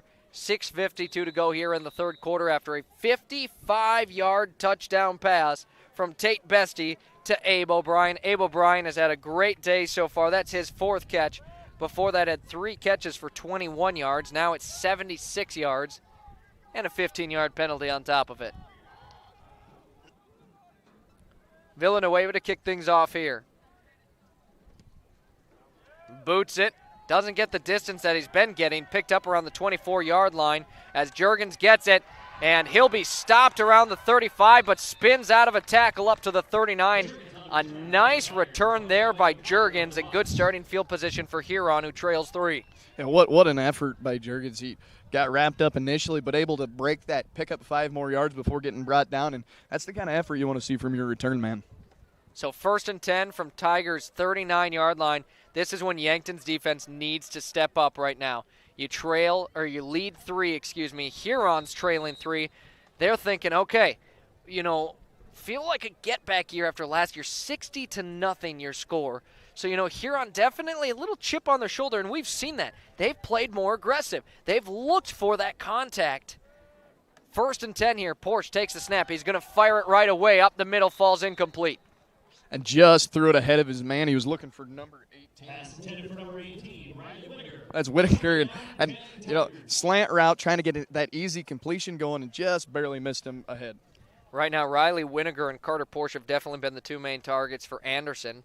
Now, we didn't see Carter Porsche. He didn't get a lot of balls thrown his way early in the game, but definitely Anderson kind of started flipping the script on that, trying to find him. 2nd and 10 here, a handoff right up the middle, and it's Hulst, who we just saw. We thought he might not come back, gets 2 yards, 3rd and 8. And, a good initial burst by Hulst. It looked like he had a gap. He could pick up quite a few yards, and so compliment the Bucs defensive line, able to shut that down really quick because he had space to run there. There was a hole for that second and a half, and as you mentioned, they just closed it up right away. And that's part of that. You got to give some credit as well to the linebackers who came up to play. They read the play correctly and were able to be another body in the way. It makes it tough when you've got a bunch of different bodies in your way and you're trying to run forward. 3rd and 8 here as we cross the 6-minute mark in the 3rd quarter. Huron Tigers football as now some pressure here for Anderson. Porsche just has to lob it out of bounds. Incomplete, 4th down, and that's a smart play, honestly, from Anderson Porsche. He had 2 defenders hot on his heels. You don't want to take the sack, but either way, it's going to result in Yankton football as the punt team is out on the field. That's exactly right. They line up empty set. They leave the quarterback back there by himself and spread everybody out. And the Bucs send pressure from the far side safety and cornerback and get the blitz on him, and the defense able to get off the field by forcing an errant throw. That's just what Yankton needed. 4th and 8. Here's the punt as they lead. A booming punt. That one all the way back to the 19 where Eidsness picks it up. Gets around his first after reading the block and runs out of bounds at the 33-yard line. A solid pickup there for Owen Eidsness. And we've got another penalty on the field. And again, it's got to be some kind of... I think they're going to get unnecessary roughness on the Bucs here after the play. The issue is it was the flags thrown so far away from where any of that action was. Zach, it was thrown back at the original line of scrimmage before the punt. I missed that. Personal foul on here on the first one. So offsetting personal fouls. And that's why we saw the hat of the official come off. That's what I initially saw. So I didn't see the flag right away. But personal fouls that offset. But that would have been penalty 16 for Huron and 14 for Yankton. And the 4th personal foul of the day. Lots of those, and you got to get to your guys and say, hey, I know the emotions are running high right now. A close game, first game of the year. You've got to keep it together. You cannot let it overtake you. Bucs with the football. 1st and 10 from their own 33-yard line.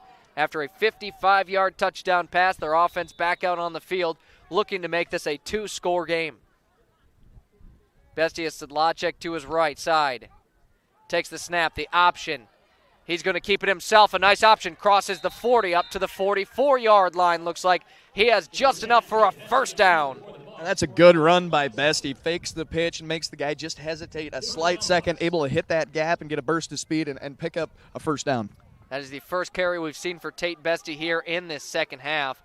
And really it looks like a lot of passing and a lot of options so far in this 3rd quarter for Yankton as their offense found what they were looking for. 1st and 10 again, a quick pass here. Cale Haselhorst has it near the 50-yard line, falls forward to the 51, and it's a pickup of 7 yards. And that's just another high percentage completion. We've seen that all day today from that Bucs offense. They're just trying to get guys into space and get their quarterback an easy throw.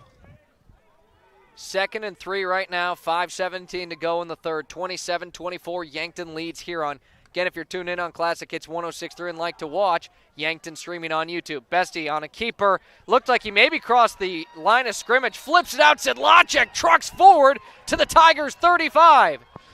And the Bucks are getting that rushing offense dialed in. They're trying to get a little more consistent. You keep it on the ground, chew some clock now that you got the lead. And Coach Muth made some adjustments at halftime. We haven't seen so much of that running into the tackles, and they're starting to get outside the numbers and outside the hashes more, trying to free up their athletes in space. So a 14-yard pickup there for Jason Sedlacek, his biggest of the night. And now he'll be stuffed behind the line of scrimmage, a loss of 2. And the thing is, Bestie sold that. That's why I thought he passed the line of scrimmage on that initial option. I truly thought a flag was going to come out for it, but instead he just played it perfectly. But a great Tigers defensive play there. Exactly. That's just the linebacker filling the gap really, really good, really well, and not allowing the running back to pick up any more space and try to pick up any more yards. We'll see if there's another equipment issue. They'll quick fix it for him. They won't make him head to the sideline. They'll fix it for him this time. In this case, it was Charlie Martin, the senior lineman for the Tigers. No stoppage of game, though. 2nd and 12 here for the Bucks. They've got the ball on the Tigers' 39. Handoff up the middle. Diving forward, picking up about 3 yards there is Carson Krall, the first time we've seen him with a carry. And they're trying to make a little more misdirection there. They line up in a split back set, try to run that fake speed option to the outside, which just got them that last first down, and they hand off to the inside. And those linebackers for the Tigers do a really good job about reading that and filling the gap. 3rd and 9 here, and in watching Muth, you wonder if he's trying to get some yards to then go for it. No, they're going to load up, go for it all. Abe O'Brien nearly came down with it. Abe O'Brien nearly mossed him. That would have been catch of the season, and he pulled it in. Really good coverage by the senior Mason Juergens, number 5 for the Tigers. As the ball hits Brian's hand, he jumps up, able to just bat it away, and becomes kind of a contestant ball there for about half a second before it finally incomplete. So big 4th down here now. And so Abe O'Brien, you know that after that 55-yard touchdown catch, O'Brien was thinking, I have another one in me. Couldn't quite pull it in. Great defense by the Tigers. 4th and 9 brings out the punt unit. Yankton looking to pin Huron deep in their own territory.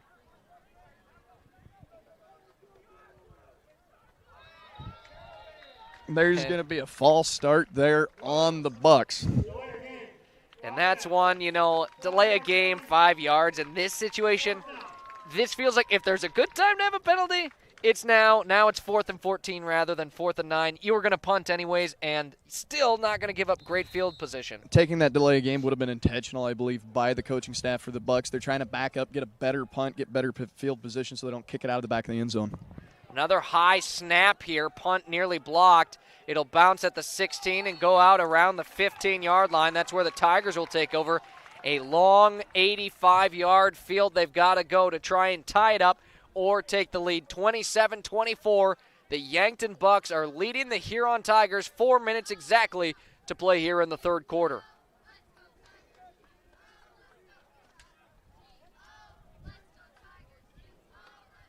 Tigers offense so far here in this second half has been able to put up 3 points. Yankton's offense, 6 points. We'll see if the Tigers can replicate that really good opening drive where they ran the ball pretty much the entire length down the field before that big chunk pass play. 1st and 10, a quick pass. It's caught. Great blocking there, but no, it'll be a flag. That's a hold.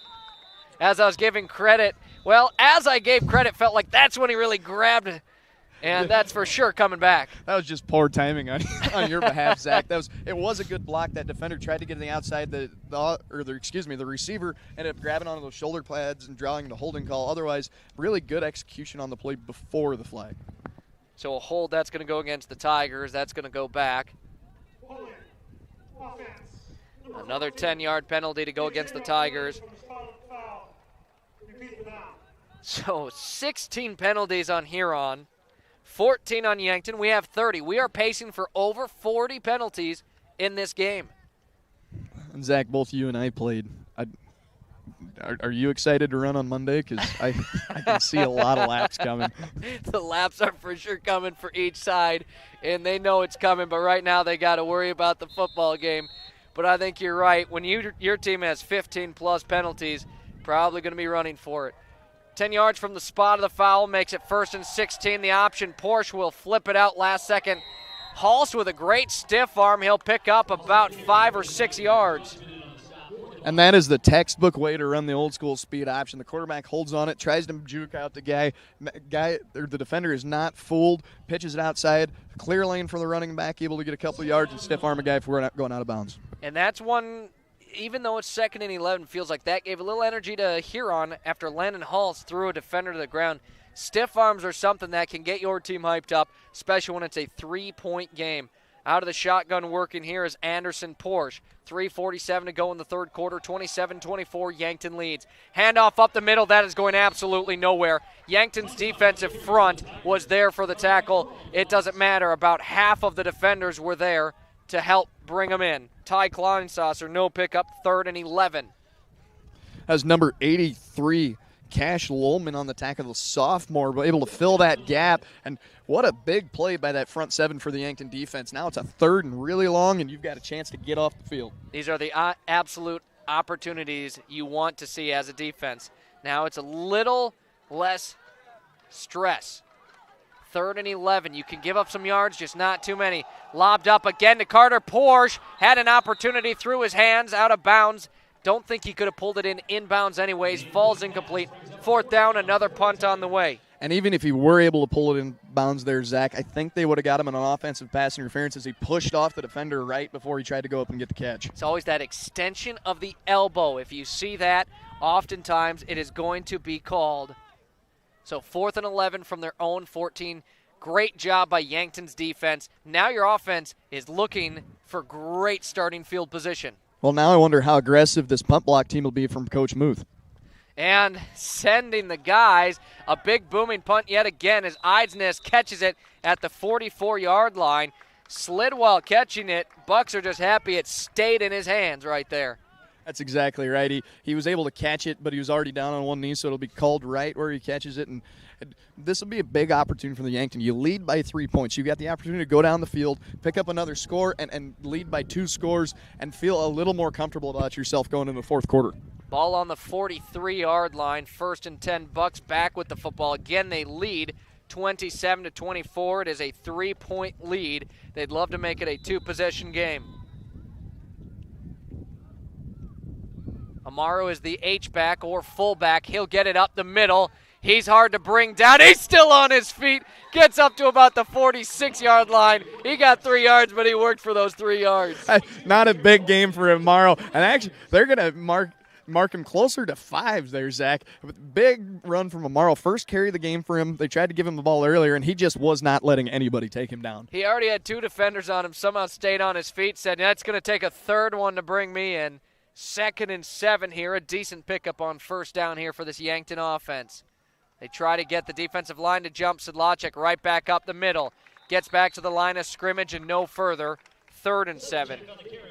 That's kind of been the story today. They've been trying to run between the guards and haven't had a ton of success. That Huron line, like you said, has a chip on their shoulder. They're not going to allow any big runs from this Bucks offense. No, and it's really been a shock to us. We thought there would be a lot of rushing yards as they return Austin Conway and Peyton Eustace from last year's offensive line for Yankton. 3 new faces, 3rd and 7. Bestie looks to throw it, has a man open, flag flies, but that one's caught, and it's going a distance. We'll see if it's coming back. I believe it is. I think they're going to get the left guard tackle for holding. That is a big penalty as Boomsma made a nice play for the Bucks, had a 1st down and more, and I do believe it's coming back. Bestie kind of has his hands out like, what's going on? What was the penalty? And now Huron pleading their case with the officials. We'll see what the call is. It was 3rd and 6. Should the play stand, it would be a huge pickup. And the official's taking some time to make the call.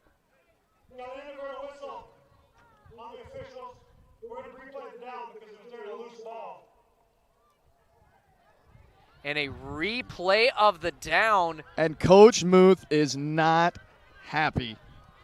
That was a first down, an errant whistle by the officials. So the officials taking responsibility upon themselves to blow the play dead and make them repeat the down. I don't think I've ever seen that before, Zach. So we're going to replay the 3rd and 6, and Coach Muth, as you said, he's not going to be happy. He's a little beside himself right now. I don't know if he's ever seen that in his coaching career. Yankton probably not too thrilled with that, as they had about a 15 to 20-yard pickup. But now, just get back out, 3rd and 6. Can't change the course. Just go out and do it again. Tate Bestie with Sidlacek to his right. Puts Amaro Jr. into motion. Drops back to pass. He's going to fire it deep. Has a man open. Owen Eisnes catches it at the 30. Brought down at the 27-yard line. And what a play, man. Wide open downfield. Just runs the old school go route. Able to blow his defender off the line. Easy completion. First down, Bucks. You couldn't draw up a better vertical play going into the 4th quarter with 1:37 left in the 3rd. A 26-yard completion, as now a pass short to Eisnes falls incomplete. And you know what? That one doesn't quite sting as much because he had just got that huge play. Tried to hit the quick screen on the outside, and the quarterback just didn't put enough juice on it, managed to hit the dirt right before it got to the receiver, and the receiver dove for it. Would have been a loss of yards anyway if he caught it. And you know, Yankton was that was a ball don't lie kind of situation. Got the first down, replay it. We'll just go out and get another 10 yards added on. Bestie looking to drop back up the middle, fires it. That one's caught into the end zone. Goes Owen Eisnes. Touchdown, Bucks! Eisnes runs a post route up the middle. On the outside of him, he's got a go route, basically making the Tigers defense or Tigers safety choose a man to cover. What a play! Play called by the offense for the Bucks. You couldn't draw it up better. 33-24, that makes that one. Owen Eisnes with his 2nd touchdown catch here of the game. As we get a flyover. We do get a flyover. Perfect timing right after a Bucks touchdown. Chance to make this a 10-point game. Ortiz, he struggled some with these extra points. Has missed 3. Looking to put this one through. Either way, 2-possession game. Is that one a no-doubter and into the soccer net? 34-24, Yankton now on top, 10. 81 seconds to play in the 3rd quarter when we return here on Classic Hits 106.3 in Yankton, streaming on YouTube. FloorTech Cleaning and Restoration in Yankton, Mitchell, and Norfolk and surrounding areas is the call you need to make when you need your carpets, ductwork, or a trauma cleanup. With 24-hour emergency services for fire and water, mold mitigation, and reconstruction services for residential and commercial properties. Locally owned and operated at 220 East 3rd Street in Yankton. When your home or floor is wet, call FloorTech.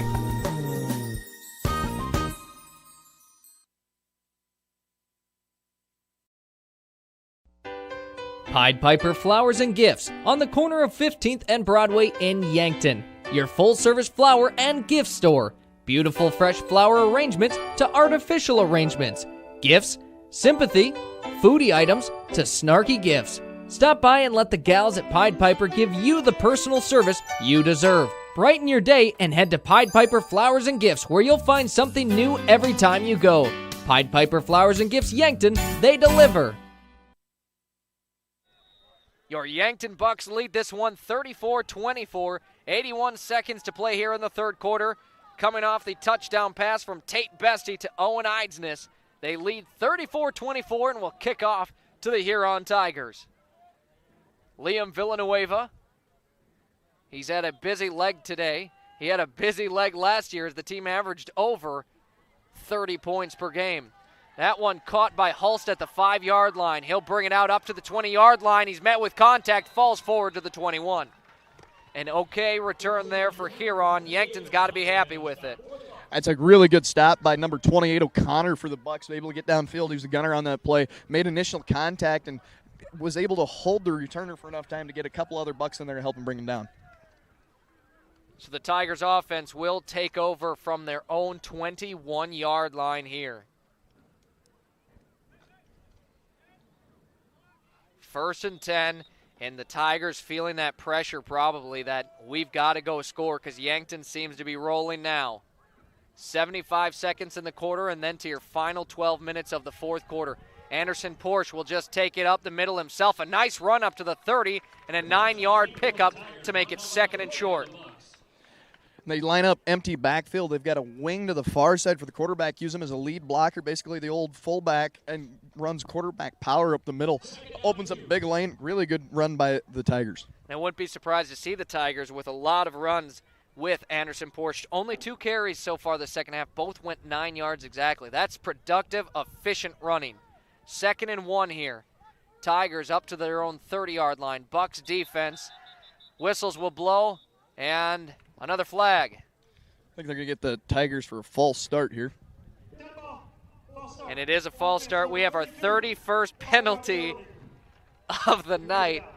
I think this is going to be a record for what I've ever seen in a high school level game.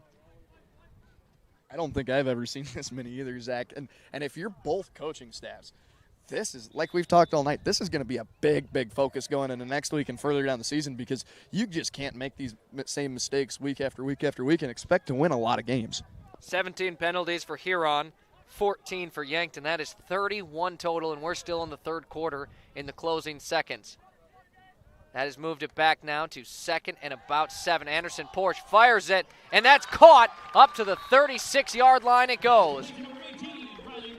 That's Winiger again, and he's hit Winiger a lot today for those first down passes. It's been his favorite receiver all day over those, trying to get the ball over the middle. And Winiger has been kind of a first down machine here. Only 3 catches, but I believe all 3 went for first downs. 1st and 10 now here, 15 seconds to play in the third quarter. A handoff here up the middle, a run of about 3 yards, still churning is Huron. They'll get near the 40-yard line on the carry. Under the pileup is Oakley Anderson, and they're going to credit him with a 4-yard run.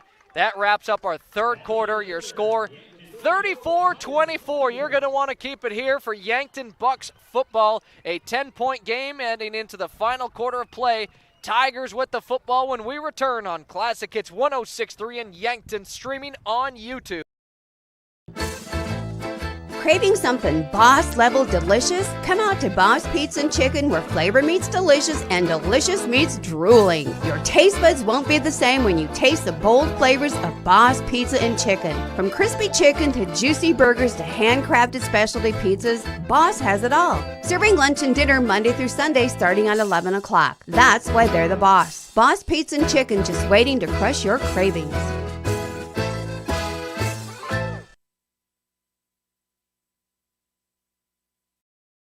Warmer days are coming, and sooner or later your air conditioning will need to kick in as well. But what if it doesn't?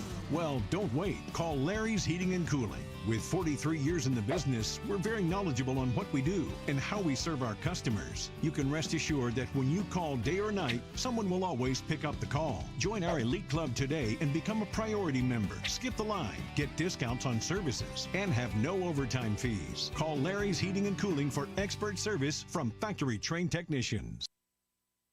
12 minutes to play here. Yankton leads 34-24, a 10-point difference.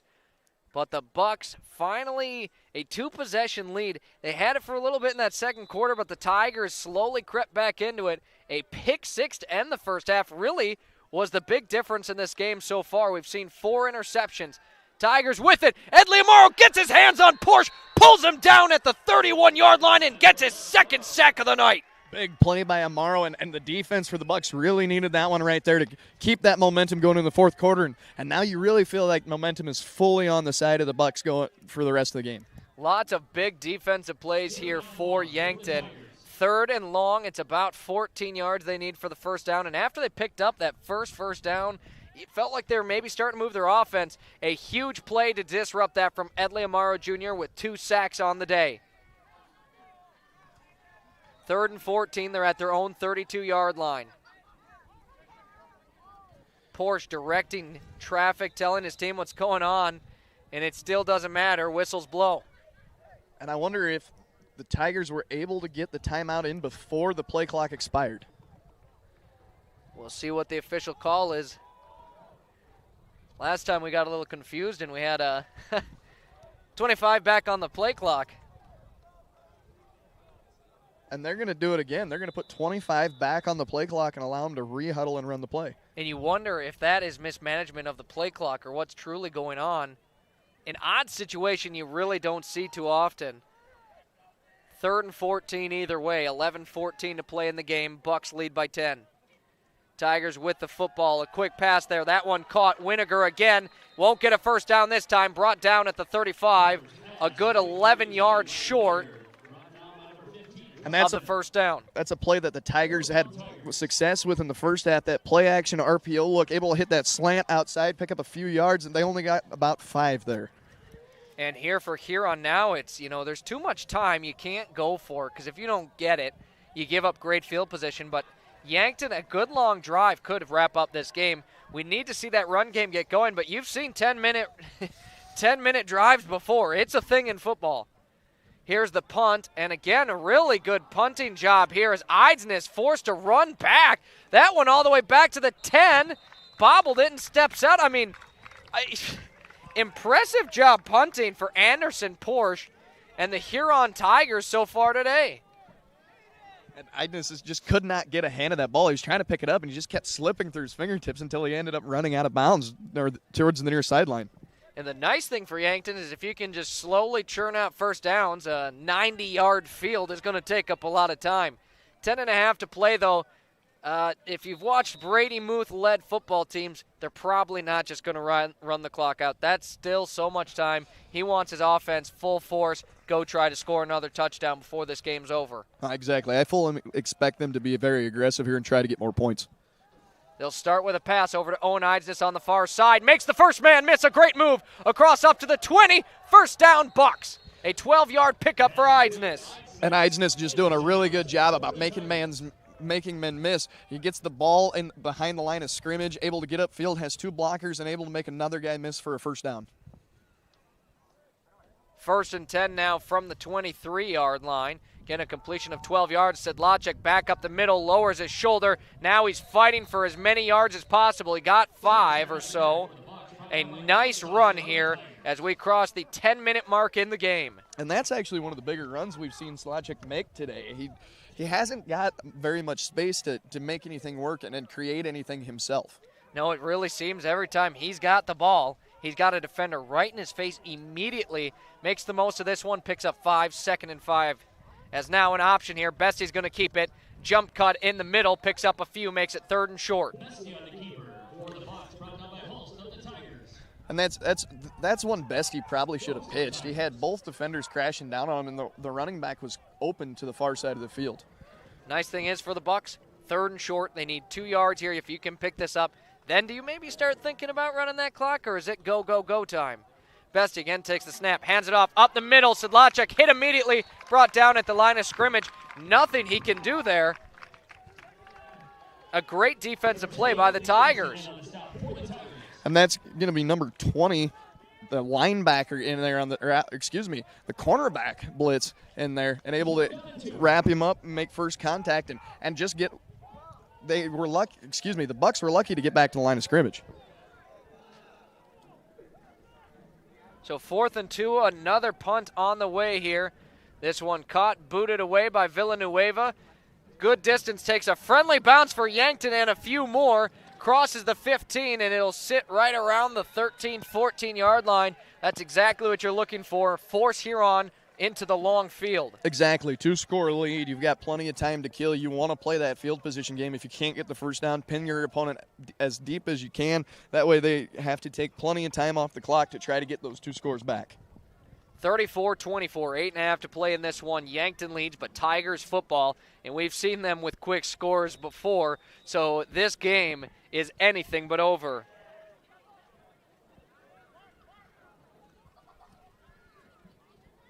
Right now, the Bucks looking for yet again another stop. Their defense has only given up 3 points here in the second half. They've really locked it in.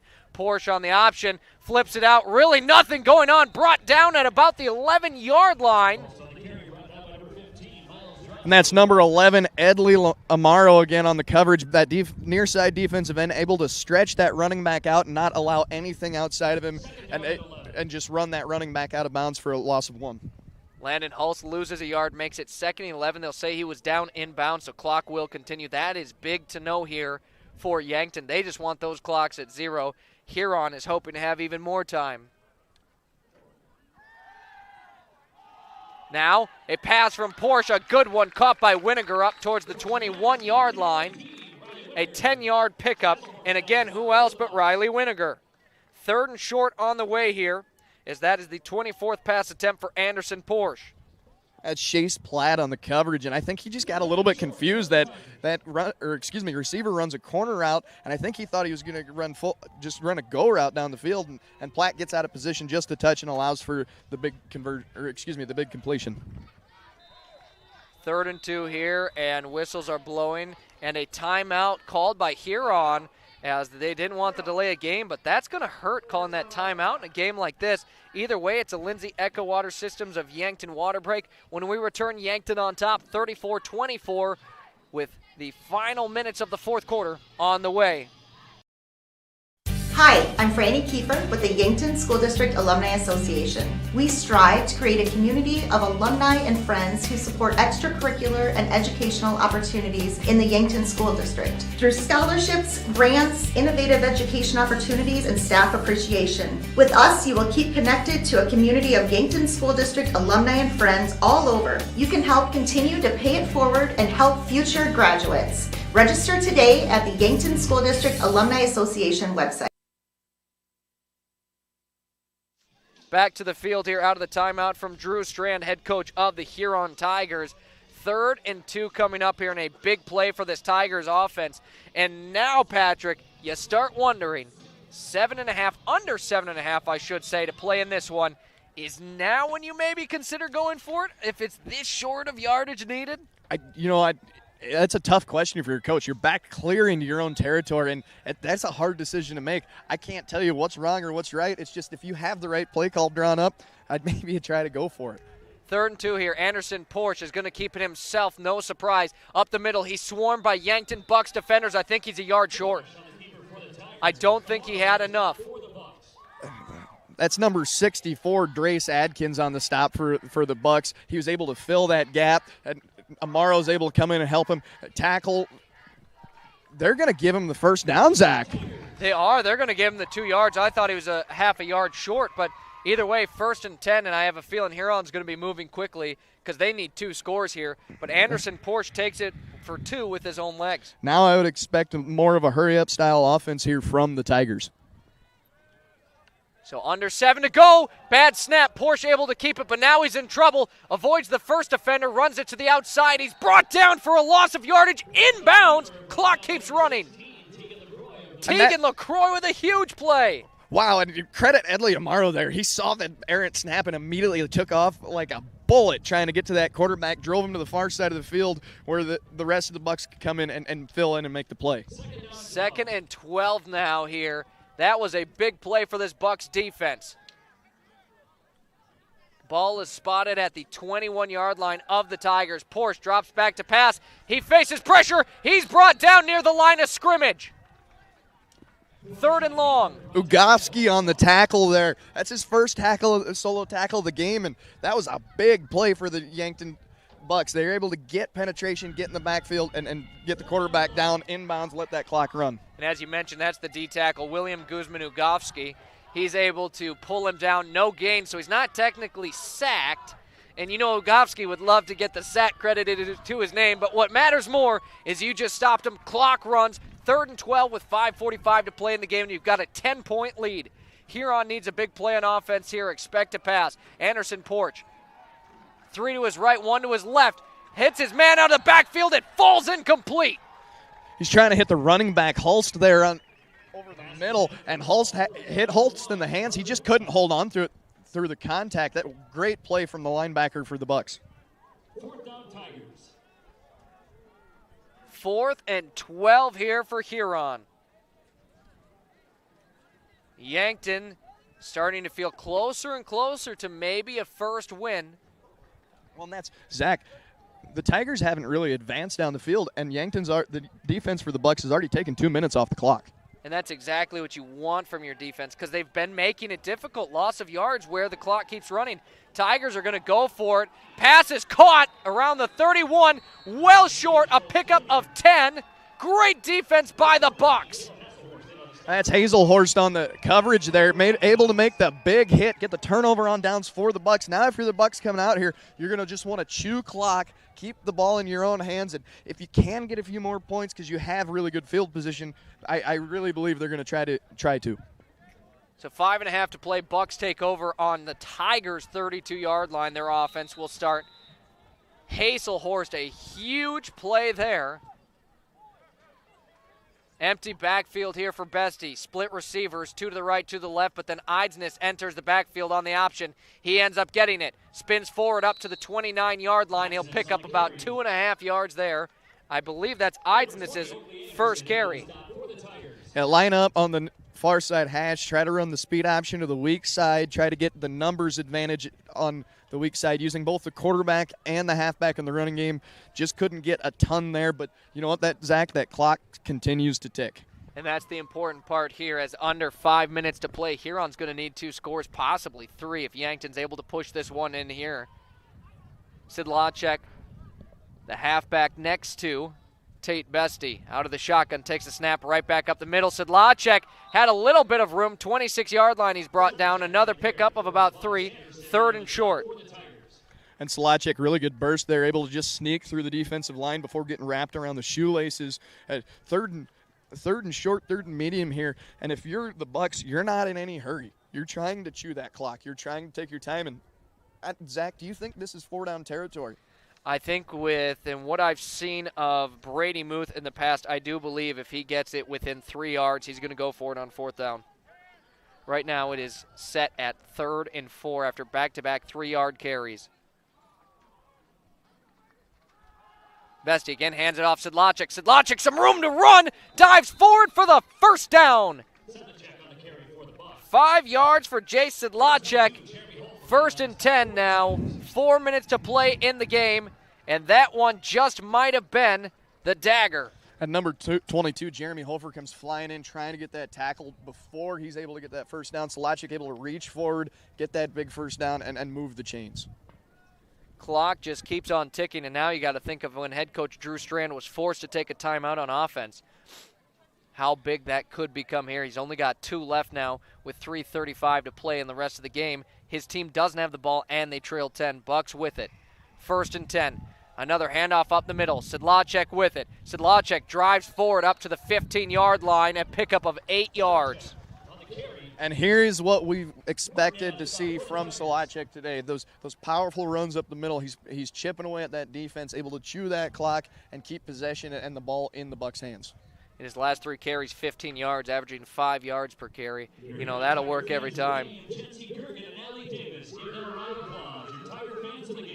We are officially under 3 minutes to play in this one. I don't think we're going to hit the 3-hour mark here quite, Patrick. But at 7:46, we got awfully close here in today's game. Another handoff here, Sidlacek, right back up the middle he goes. And he'll be stopped just shy, a 2-yard pickup.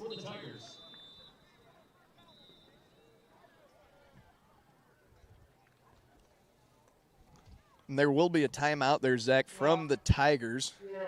And they only have the 1 left, down by 2, short time. I don't expect them, if the Yankton's able to hold on to this ball, I don't expect a big comeback here from the Tigers. No, and a timeout called by Strand, as you mentioned, 1 timeout left. If the Bucks are able to get 1 more first down, this game is pretty much over. 2:42 on the clock here the rest of the way. As now we'll see some late subs here as they're going to get Corden Caudell, a junior, 6'3", 255, big boy in the middle. You know, and that's exactly kind of who you need in these situations. I'm surprised that he didn't go in until right now. That's exactly right, Zach. You know the Bucks are going to run it up the middle. You know they're going to try to keep it in bounds. They're not going to try to get to the outside because then you run the risk of getting out of bounds, stopping the clock. I'm surprised they didn't sub in their bigger defensive line package before getting into the red zone. Either way, Bucks will take it. It's always better going up against a smaller defensive line when you're trying to push the rock up the middle. 3rd and 2. A two-back set here, one on each side of Bestie and a receiver on each side of the line as well. Now Eidsness moves out of motion. The snap and whistles will blow. We've got another flag, and you're thinking a false start, Patrick. Yeah, I think you're going to get a false start on the left side of that Bucks offensive line. Just a little bit of movement, not a ton, but this officiating crew today hasn't given them a lot of leeway in movement and staying set. So penalty number 32. And it's offsides on Huron. That is just a heartbreaker for the Tigers. That is a first down for the Bucks. For the Tigers, they give it up by penalty. Yankton inching closer and closer to a victory. Now this does make it 1st and goal from the 9. Clock stops, but like you said, 1st and goal, a lot of time, definitely in field goal range for the Bucks right now. I mean, if you're here on that, like you were saying before, Zach, that one right there could be the dagger. So now an empty backfield here for Tate Bestie, as the Bucks may be looking for some more points here. Now into motion, they send a man, he gets it. It's Owen Eidsness, cuts it back in the middle, has some room to run up to the 3-yard line. He's brought down. A nice pickup for Owen Eidsness. Really good to run by Eidsness. They run the jet sweep from the far side of the field. Eidsness sees the lane in the middle, is able just to cut it up and pick up a few yards. Second and goal from the 4. I mean, you can't ask for better field position under 2:20 left to go in the game. Owen Eidsness, I love that run because it looked like, it was designed for him to set that edge, hit the outside. He realized that wasn't going to be very open. He made a decision to cut back into the middle. And really, it's the reason he was able to pick up 6 yards. So now under 2 minutes to go here, Zach. We'll have our final timeout from the Bucks. This will be on the Bucks because he let the play clock run down. Otherwise, Coach Strand probably, I assume, would have called it a lot sooner.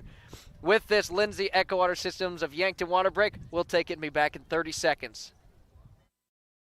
Your local KFC Taco Bell at 2504 Fox Run Parkway in Yankton offers 2 menus combined into one. Something for everyone at KFC Taco Bell. When your family's hungry and can't decide between crispy chicken and mashed potatoes or tacos, burritos, and protein bowls, well, you don't have to choose. Get the best of both worlds in one stop. Cool down with the legendary Baja Blast Freeze or heat things up with a variety of hot sauces. KFC Taco Bell Yankton. Why pick one when you can have both? Back to the field, 34-24. Yankton leads Huron, and it is 2nd and goal from the 3-yard line. The timeout called by Coach Muth, and this is the most time we've seen Coach Muth take of his timeouts. His team's still huddled, and there's only 2 seconds left. You don't see that too often, but under 2 minutes to play in this one. Yankton leads 10. Huron in desperation mode now. And if you're Huron here, you need a quick stop. You're hoping for a turnover or a quick change. And Yankton's lining up in a power formation, trying not to give him the opportunity. Direct snap, Tegan LaCroix will take it. He's stopped at the 4-yard line. He's going to lose a yard. And Coach Strand, I imagine, no, he's going to let the clock run. A little surprised to see. I think in this, well, I guess either way on 3rd down, I think you got to call that timeout and see if they'll throw it on 3rd. I would expect him to take a timeout here soon, but Coach Strand's going to let that clock run, and the Bucks are lining up in that power formation again. They don't even have to snap the ball until there's under 1:15 seconds to play. Should they push it into the end zone, that's game. And that's exactly what Yankton does. You know they're watching that play clock. They snap it with 5. Tegan LaCroix, direct snap again. Makes a man miss. What a move by Tegan LaCroix into the end zone. Touchdown, Yankton! And Tegan LaCroix broke ankles on that run. Tried to run it up into the inside. It's supposed to be a quarterback power play out of the goal line formation. Wasn't there. Able to shift to the outside, make a couple guys miss. That's a big touchdown for Yankton, and that would be the dagger in the heart, I think, Zach. So, Patrick, when I said earlier I was a little surprised to see Tegan LaCroix taking the direct snap rather than just having Bestie, I take that back. 40-24, it makes your score. Tegan LaCroix absolutely great move. He planted that left foot into the turf and just shot the other direction. Put a defender on the ground without touching him, as Ortiz will put that up and through to make it 41-24. Yankton leads this one by 17 with 72 seconds left. We'll take our final break before the end of the game here on Classic Hits 106.3 and Yankton, streaming on YouTube. Kaiser Heating and Cooling is your hometown team specializing in all things heating and cooling, as well as heat and glow gas, wood, and electric fireplaces, humidifiers and dehumidifiers, and all styles of ductless mini-split systems. Whether you are building or remodeling, our team of innovative experts will get you the correct equipment and indoor air quality accessories you need for your home or business. Remember, Kaiser Heating and Cooling is your hometown team for all things heating and cooling for the past 77 years. Go Bucks and Gazelles. And Tegan LaCroix, his second rushing attempt here of the night. Both went for exactly 4 yards. This one on the old razzle-dazzle as he put a move on, and none of the defenders were able to guess which way he was going, able to then easily bring it across the goal line. 41-24 your score. 72 seconds to play, Yankton to kick off, but this one is starting to feel like it is all but over. Under 2 minutes left to go. This one's going to be hard to come back from. You're down by 3 scores. Offense is going to have to move really fast, get an onside kick or 2 back in order to even have a chance in this game. Pretty much everything's going to have to go perfectly here on out for Huron. And now Villanueva, a squib kick, puts it on the ground. Doesn't want one of the speedsters with it in their hands. It's gathered and brought up to the 36, 37-yard line. A 68-second difference between now and the end of the game. That was number 20, Oakley Anderson, on the return. And you said you were trying to keep it away from the speedster, but gave it right to one. He can burn. Oakley Anderson has 4 carries in this game. Usually you're going to be a little fast if you're carrying the ball, unless you're just that strength run up the middle of what we did see a few times here today. Sedlacek's really been trying to push it up the middle. Unfortunately, it seems like every time he's had the ball, he's been ran into within a second of him getting that football. 1st and 10 here for Huron. 68 seconds to go. Porsche is going to throw it right away, incomplete. And just a little bit ahead of his receiver there. He was trying to hit number 5. That's Mason Juergens, the senior. And Juergens just did not have quite the step to catch up with the ball. It was an anticipation throw. And honestly, Zach, you can probably put that one a little more on the receiver than the quarterback. And, that's one that Huron probably not too upset about. Took 3 seconds off the clock. 2nd and 10. Let's just, we have time now to set up our next play. Let's just get it this next time. For Yankton, of course, they're happy with a loss of down on the flip side. 2nd and 10 here. Snap and a handoff up the middle. That one will be a pickup of a couple yards, and you wonder if that's waving the white flag here.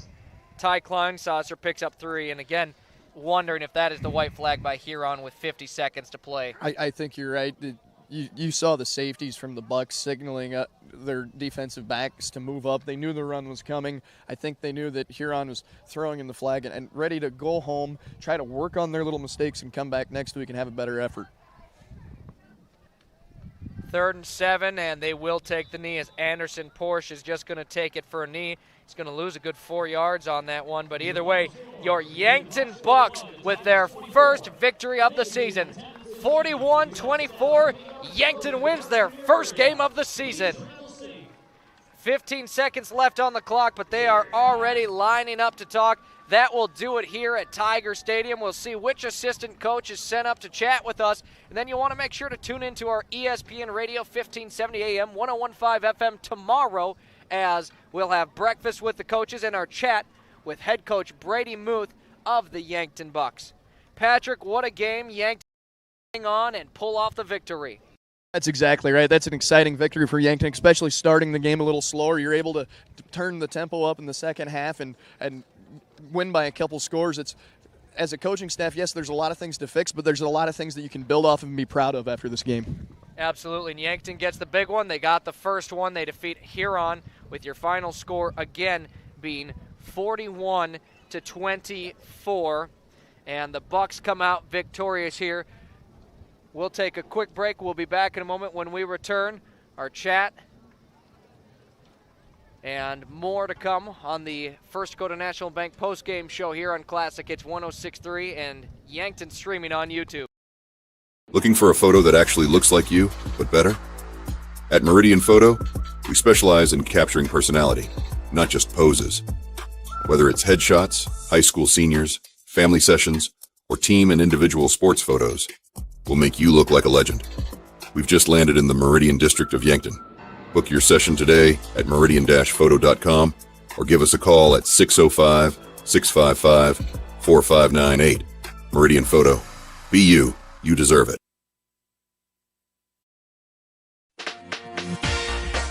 Looking to buy a home or maybe sell? Trust the name that puts you first. America's Best Realty. From your first showing to the final signature, their expert agents guide you every step of the way. Fast closings, top market value, and real service you can count on. Your dream home, they will find it. Selling fast, they will make it happen. Call America's Best Realty at 605-260-1600. America's Best Realty, because you deserve the best. And back on our First Go to National Bank post-game show, joined by assistant coach and the quarterbacks coach, TJ Beacom. First of all, Coach, congratulations on the first victory of the season. Thank you. And now, getting the quarterback coach is a perfect timing. We just saw a new quarterback on the field in his first start here of the season. What are your thoughts on how Tate Bestie played out there? I thought he did a nice job managing the game. You know, maybe in the first half he was trying to do a little bit too much, but I think he settled down in the second half and made a couple of big throws for us and did a real nice job. And, of course, the one big play that maybe is going to haunt him a little bit, end of that first half, a pick six to tie the ball game up. You know, what did you see on that, and where is the room to grow on that? Yeah, just trying to do too much, not understanding the situation. You know, throw it deep or throw it away, and we go into half and we're up 7. So yeah, exactly. Incompletion doesn't look so bad if it keeps you up 7. Of course, and in a pick six, luckily it didn't matter this time as you guys still able to get the victory. But, only one interception, and he threw a trio of touchdown passes. A pretty good ratio for your first start. Yeah, absolutely. I thought he did a nice job settling down, made some big throws in the second half. So proud of his effort. And then for the rest of the team, what really stood out to you for the Bucs tonight? I thought we did a nice job in the second half on defense, shutting down their big plays and shutting down their runs. So I thought we stepped up, and I think, did they only score a field goal in the second half? They scored 3 points in the second half, and you guys put up 23 points. Definitely a better number than what you saw in the first half. But one thing that did stick out a little bit, lots of penalties here today. Well, Patrick and myself were talking. Is there going to be a lot of running during next practice? Well, it'll be addressed, but yeah, this is probably the most penalty flags that I've ever seen in a high school football game, so for sure. We've got 32 total in this one, 14 for Yankton, 18 for Huron. But you know what? You can always overlook that a little bit when you come out on the winning side of things. Again, congratulations, Coach, and I'll let you get back with the team. I'm sure a little bit of celebration is in order for tonight, and then right back into it. Right on. All right, thank you. Appreciate it, Coach. Thanks. Again, that was assistant coach and quarterbacks coach TJ Beacom of the Yankton Bucs here on our First Dakota National Bank post-game show. First Dakota has proudly supported their dreams and banking needs of their customers for over 150 years. They offer personal, business, and ag banking solutions for every stage of your journey with 2 locations, downtown and North Broadway, Yankton. And Patrick, well, we also do a segment here, the hot hand/hitter of the game. Brought to you by Kaiser Heating and Cooling of Yankton. Yankton's original and most trusted heating and cooling professionals for over 76 years. Kaiser Heating and Cooling, 808 West 23rd Street of Yankton. Now, you can have either the hot hitter of the game on the defense or the hot hands of the game on the offense. Who are you giving it to this week? I think I'm going to go to slot receiver number 0. That's Owen Eidsness. Yep. Excuse me, Owen Eidsness. A lot of big catches in that third quarter, able to push the ball downfield, and big moments for them. Got that big score towards the end of the game to push them up by 2 scores. So that would be my nomination for the hot hands of the game. Go to number 0, slot receiver Owen Eidsness. And Owen Eidsness definitely had a big game so far. He's off to a great season and just an athlete there, as he had 7 catches and, of course, 2 touchdowns to go with that. 88 yards, as I did the quick math in my head. I just really quick wanted to make sure I knew how much he had exactly. 88 yards, 2 touchdowns, 7 catches. I mean, our hot hitter of the game, brought to you by Kaiser Heating and Cooling of Yankton. For tonight, it is Owen Eidsness. I'm Zac Spear alongside Patrick Olson and Justin Paisano. It's been an honor being able to call Yankton Athletics for Classic Hits 106.3 and Yankton Streaming. Looking forward to another great season this year with the Bucks, and off to a great start already as the Bucks were able to come out with victory number 1. Next week, Yankton is at home, and when you need Yankton Bucks Athletics, it's Classic Hits 106.3 and Yankton Streaming on YouTube. We'll be back at it again, breakfast with the coaches tomorrow morning on our ESPN radio. And then next Friday, more football, Classic Hits 106.3, Yankton Streaming on YouTube. Until then, have a great rest of your night. This has been a presentation of Yankton Bucks football on Classic Hits 106.3 and Yankton Streaming on YouTube. Brought to you by our corporate sponsor, First Dakota National Bank of Yankton, and the following Sportscaster Club members: Midwest Insurance Agency, Murph's Appliance, Yankton Thrive, Stockman's Motorsports, Les Schwab Tires, MT and RC Smith Insurance Agency, Linda's Angel Crossing, Hy-Vee, Boss's Pizza and Chicken, Bechet, Elwood Dental, Raven Books, Floor Tech Cleaning and Restoration, Angela's Mexican Store, Yankton Rexall, KFC Taco Bell, SWAT Chiropractic and Rehab, Dragonfly, Slumberland, Larry's Heating and Cooling, America's Best Realty, Larson Carpet, Elkhorn Valley Bank and Trust, King Buffet and Mongolian Grill, Kaiser Heating and Cooling, Yankton Medical Clinic, All Seasons Power Sports, Winston Ray Funeral Home and Cremation Service, JR's Oasis, Intech Cleaning and Restoration, The Bone Setter, Kalen's Indoor Comfort, Triple Time Rudy's, Farmers Union Insurance, Meridian Photo, Graham Tire, Pied Piper Flowers and Gifts Yankton, and H&H Roofing. For everything Yankton Bucks football, tune in to Classic Hits 106.3 and Yankton Streaming.